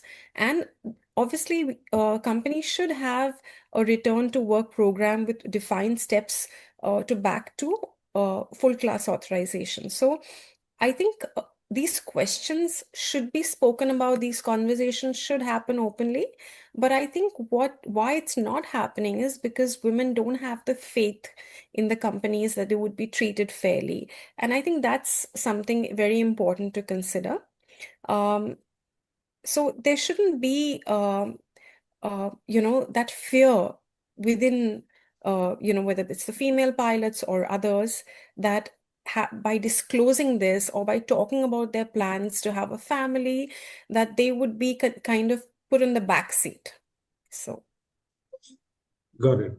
So, if I may summarize, so basically, if the conversation is approached in the right spirit and not about docking pay for pregnancy, it should not come across as penalizing a woman professional just because of pregnancy. That should not happen. And then I think that makes for a constructive conversation. Thank you, Sanjam. Jessica, I'd like your take on this. I think many of the common themes or barriers that prevent women from entering or remaining in the maritime sector have already been covered. Like we said, family planning, caring responsibilities, safety concerns about PPE. Obviously, I'm going to bring up concerns about safety in terms of harassment, sexual violence and bullying. So I think that those are kind of the common themes that I see just from kind of the outskirts, not working directly on ships. But I also think what's really important is making sure that there is representation, that there are women in the industry to be looked up to. I think it can be quite difficult to go in at a cadet level, and if you haven't seen a female first officer, a female captain, or then actually what are you aiming for? And having that visibility and that role model could be really imperative to help people want to stay and see how they can progress within the industry. Thank you, Jessica. Raj, I'll ask you for your viewpoint, but I'm also going to add another question about this, about the overall physical demands that the maritime industry has on women. How's that? Does that put women at a disadvantage? Because I think we can agree that the maritime industry, at least when it comes to ships and ports, in a physical environment, it's a demanding environment. And on top of that, women also have their monthly the cycles where they may not be at their let's say physical best. Does that affect the chances of women in the workforce? So I'm going to be a bit of devil's advocate on this one. I think that particular perception that women are physically able to do what men do is very outdated. We have now advanced so much in technology and innovation that half those jobs don't need the physical strength that we have this perception. So what one of the biggest issues of our industry of why women don't join is perception, because we think we're labor intense or physically intense, etc. That doesn't actually, it's not the case for today. Port jobs are not dirty jobs. Innovation and technology have really eradicated that. Yes, some are physically demanding, but not so much. And in regards to periods, so one of the issues that we need to do is actually just talk about it really openly and own that space. Periods is not something that makes you disadvantaged. It's just you treat it like any other medical condition. You just treat it like just a normal part of life, right? And you support women in that. So one of the so a story that I would tell you is that when I used to work at a particular port, for many years on their vessels, they didn't have sanitary bins. And then we were getting female interns or apprentices on board where they had to take their sanitary products in their pockets. So the quick solution for that was to actually put sanitary bins on there and just to treat it like business as usual. And the only way we did that was because when you actually had a woman around that deciding table who identified that, which was incredible because for 90 odd years, we never considered that might be something that women would need. I just think let's be very open about conversations when it comes to menstrual health, whether it's menopause, whether it's menstrual periods, etc., and talk about it in a very open and honest way and provide those facilities for women to adapt. Treat it like a migraine. It's as simple as that, and not have a stigma attached to it. I think until we don't change that perception on what these jobs carry, you're never going to get more women on there, because we are creating a culture of misinformation.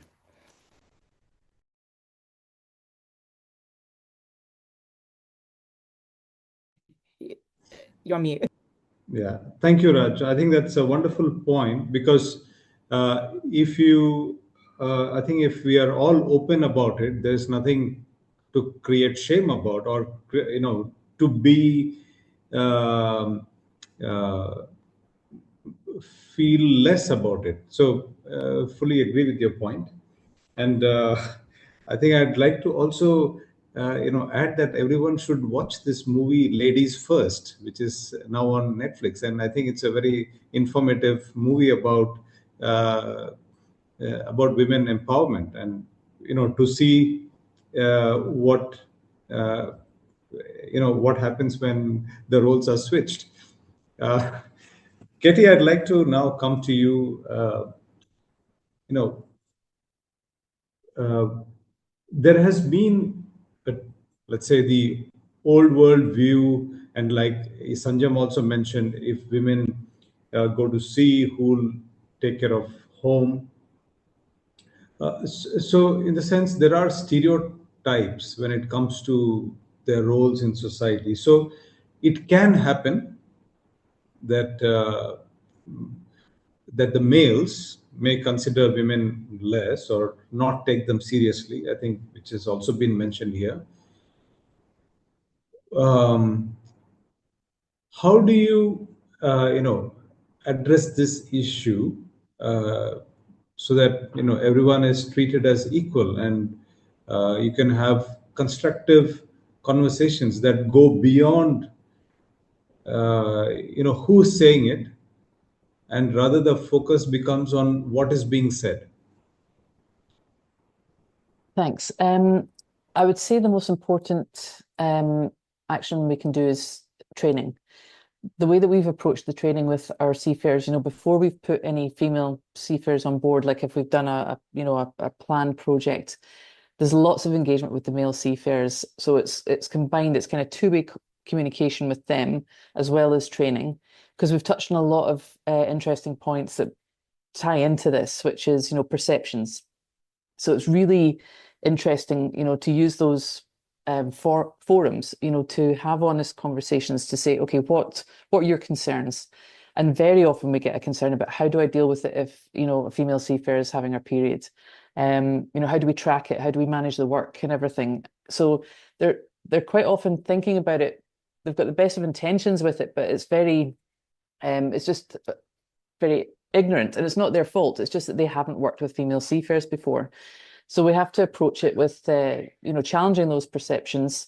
There's also very sort of well-meaning seafarers who try to protect the female seafarers from doing heavy work. I even heard a story quite recently that the captain didn't want the female cadets going on the deck because it was raining. So it was things like, they're well-intended, but it has a negative effect. And it's coming from, bias, unconscious bias, that the female cadets can't handle the work. So training is really important. And we talked earlier about reporting as well. And it's really important from that perspective about creating the culture on board. A culture where people understand what's acceptable and what's not acceptable. Because especially when you have multicultural crew on board, what could be seen as funny or a joke by one person is hugely offensive to somebody else.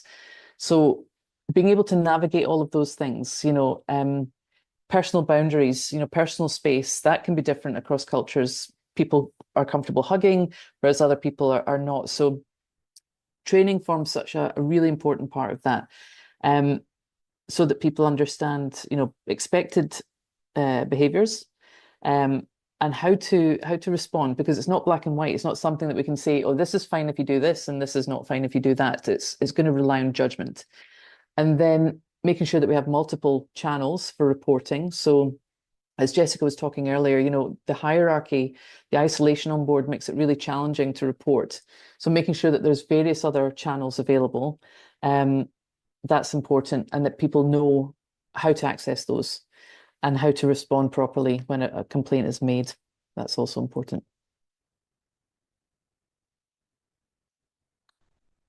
You're on mute again. Thank you, Katie. Do you think that the training, do you need to do it once, or do you need to do it again and again? Yeah, continuous. It's a continuous thing. I mean, we do training at the outset. We do workplace culture training, so that's a classroom training, and we can also do it remotely. But then you've got to reinforce that with communication, with posters, with handbooks. We've got videos from our CEO. It's got to be consistent messaging from the top all the way down. Briefings have to reflect, the same messages. Superintendents have to be saying the same thing to everybody as the captains. They should be reinforcing the message during safety meetings on board. So everything has to be saying exactly the same thing and really embedding what are acceptable behaviours and how to treat everybody respectfully. And also making sure everybody understands what our policies say and the consequences for breaching them.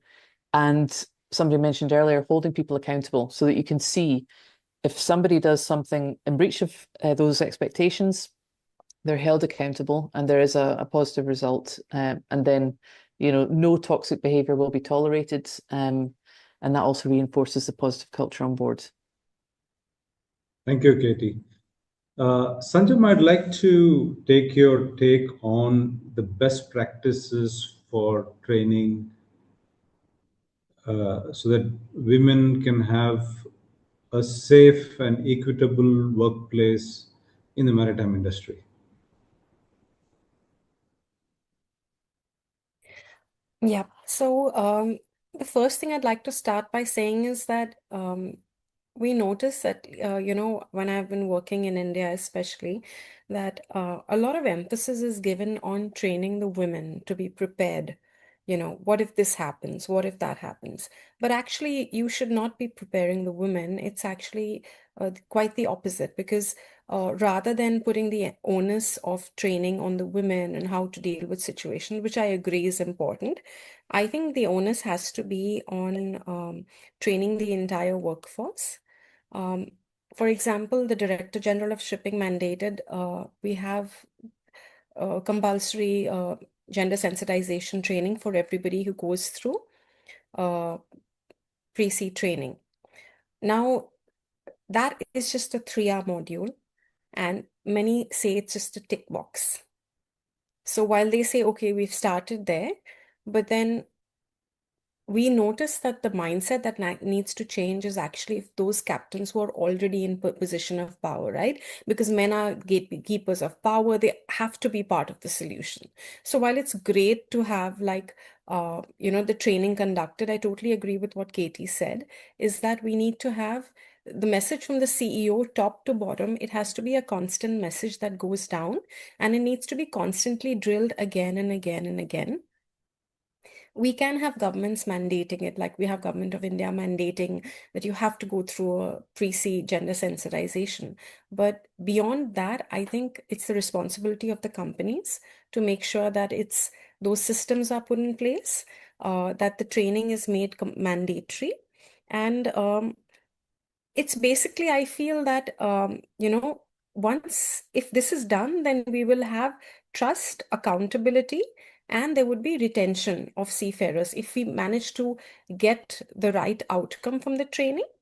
And we also need to make sure that the seafarers know that there's anonymous reporting channels, and also introduce structured return to work and mentorship program, and set minimum gender inclusive facility standards in fleets worldwide. So I think along with training, these are a few of the things that needs to be done. Thanks, Sanjam. Jessica, I'd like to come to you with a question about what you do, in the sense addressing sexual harassment issues, but I think some of it can, a large part of it can also be sorted by training. So how do you suggest that the industry address this issue through training? Yeah, so at the moment we offer two-tier training. So we offer bystander training to cadets. So we go into a lot of maritime colleges offering this training, but we also offer it to crews. I'm very pleased to say we've had a lot of approaches recently where companies do want to make those changes. For us, the bystander training, it helps people understand their responsibilities, but also their rights. So I think, as I think it was Sanjam that said it, it's not just focusing on what women need to do and how women need to act. It's making sure they understand that they have a right to be safe, but it's also making everyone understand their responsibility, but how they can step in, how they can intervene. I think one of the examples that I quite often use is there's 10 men in a room, one makes a sexist comment, 2 walk away, 4 stay silent, 2 laugh and 1 joins in. Many of those who walked away or stayed silent may still consider themselves as people that don't support sexism. But from the perspective of the woman that witnessed that interaction, she sees a group of colleagues that didn't challenge it, that didn't challenge that behaviour, and that results in her feeling isolated, excluded, and unsure about how she can trust and support. If we're training crews to, again, not do it in a confrontational way, but just say, oh, that was inappropriate, or I disagree with that, that may have stopped those people from walking away. They may have stayed in that conversation. It may have stopped the people from laughing because they realised it wasn't a funny comment. And it just brings women in and makes them feel included. We also do our responder training as well, which is aimed at more senior members of staff, and it's designed to help them understand how to handle disclosures.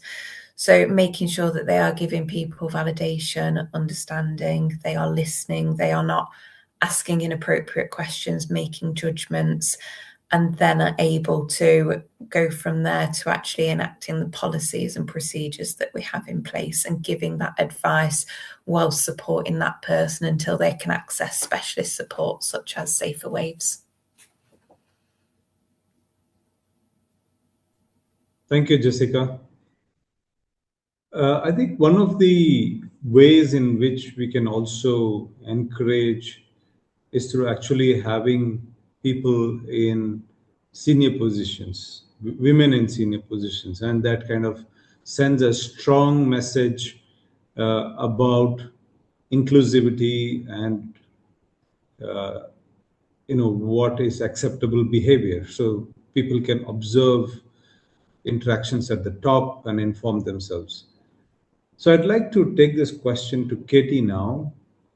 How do you ensure you have a pipeline, starting from entry level up until the C-suite level, that you have women in all positions of the organization?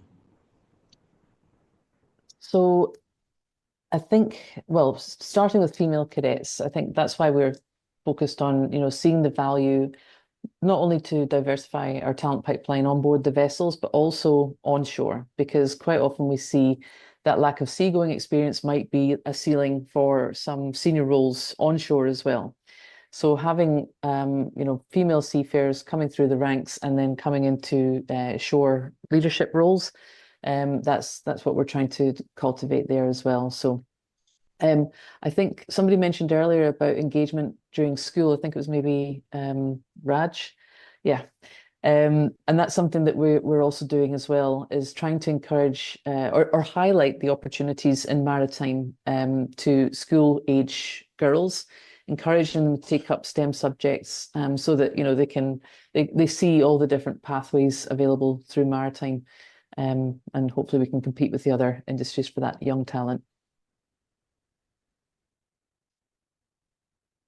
Thank you, Katie. I'm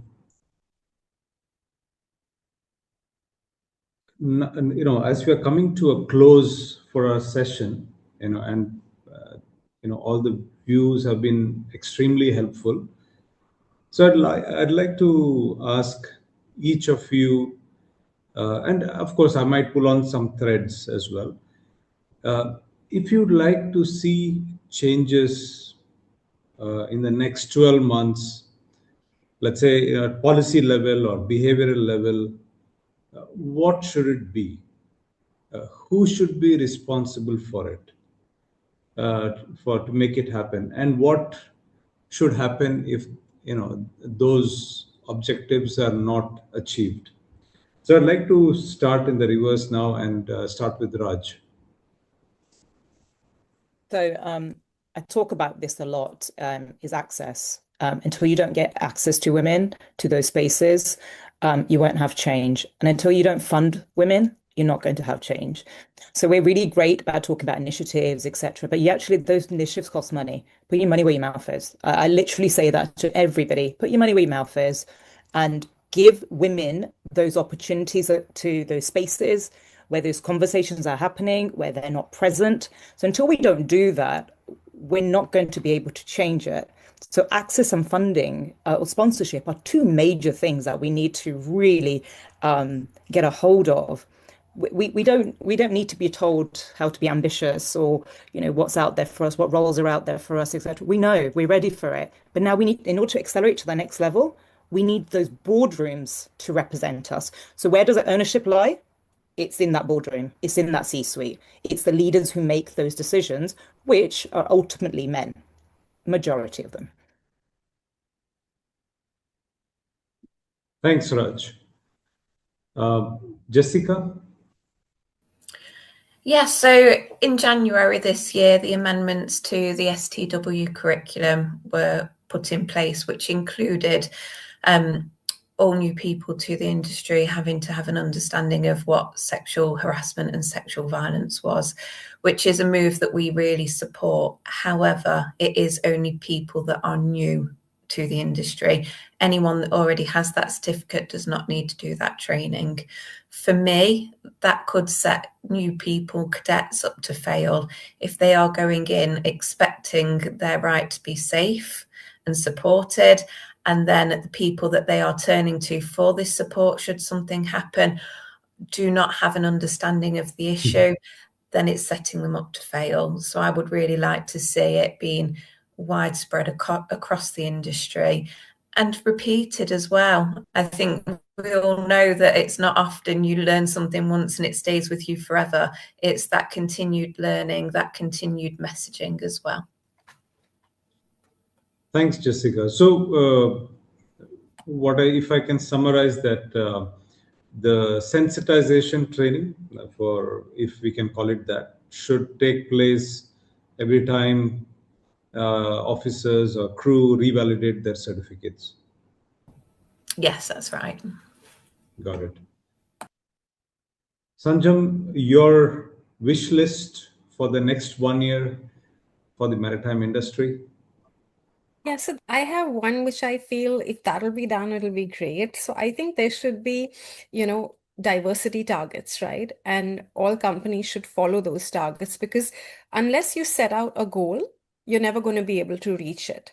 I think if companies set diversity targets for their recruitment and the retention of all women, whether it's the entry, middle, top management levels, and organizations should then disclose these as they disclose their financials. Because only when it's out there, they would be responsible to the industry for these disclosures, then they can no longer, hide behind this curtain of having fewer numbers. The onus should be on them to disclose those numbers and then speak about why they have failed to meet the target. And the companies who have met the targets, we should try to understand where the best policies were and how other companies ape them or emulate those same. Thanks, Sanjam. Could you elaborate what the targets should look like? I mean, I can think of, okay, a representation at different levels, whether Seafarer, entry level, management level. And then I would actually recommend also to report if there have been any sexual harassment complaints, feedback reported. So that also, I think, should appear in reporting to the stakeholders. Could you list any more KPIs? Yeah. I think also we need to focus not on just recruitment and retention, but the number of women promoted. Okay. Compared to the men in the same, on the same level. And of course, even from apart from the sexual harassment, how many complaints were handled, I think also how many were satisfied and how many of those women actually went back at sea, because we notice that a lot of time when it happens that a lot of the women, the blame is put on the woman, and then she is the one who's not sent out on the next assignment. Yes, thank you. I think that ties into what Jessica mentioned at the start of our panel, that only 35% were satisfied, and that is unacceptable. So yeah, a great point to close, Sanjam. Katie, your closing thoughts and what you think should happen immediately in the next 12 months?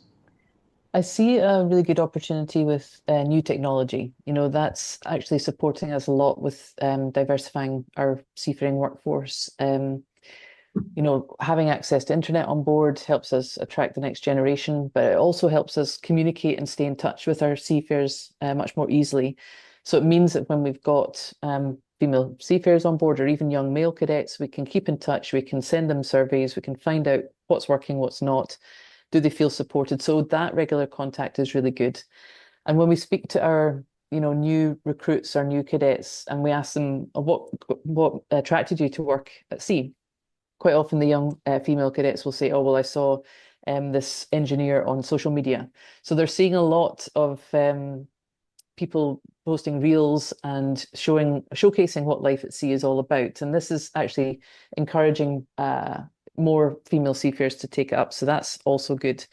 So for visibility, for access to support channels, having technology, and also creating digital communities, for mentoring, peer support. I think all of that will help us create a much more inclusive environment on board the vessels. Thank you, Katie. We have come to the end of this panel, which has been very informative. I enjoyed speaking with you all. Thank you very much for this very candid and important conversation. I think we raised some uncomfortable questions as well. And I think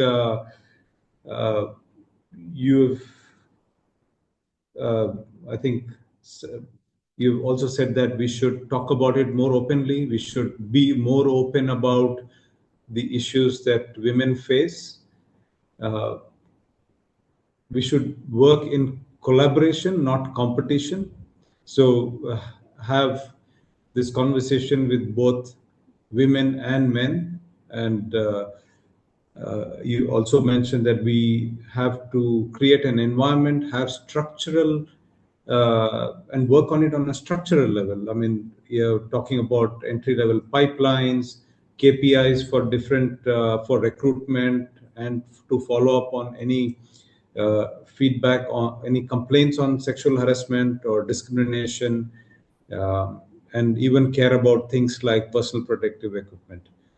So I hope our audience will find it very useful, and the data has shown us that where we are and that there is a lot of room for a more proportionate representation of women in maritime. Thank you very much for watching the Safety for Sea Women in Maritime panel, which is part of the Crew Welfare Week 2026. And I just want to close by addressing all the women in maritime and also to you, the panelists, and to those at sea in offices around the world. Your presence matters, your views matters, your career matters, and the maritime industry is better for having you in it. Thank you very much.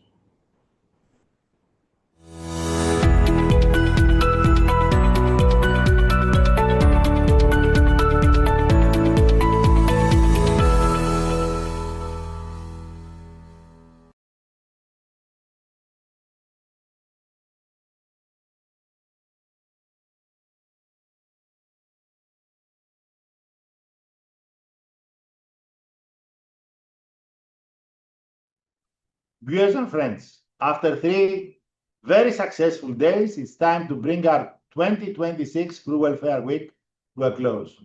A heartfelt thank you to everyone who joined this week.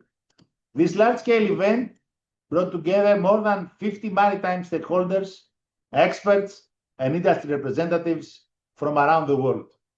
We are deeply grateful to our speakers, sponsors, partners, supporters, and of course to our dedicated team for making this initiative possible. Most importantly, we express our sincere appreciation to the nearly 2 million seafarers working in worldwide ocean-going ships who serve aboard the ships and keep global trade moving every day. The message from this event is clear. Crew welfare requires a holistic approach. It's something we say consistently over the years, and it's something we work on tirelessly throughout all these years to make it happen.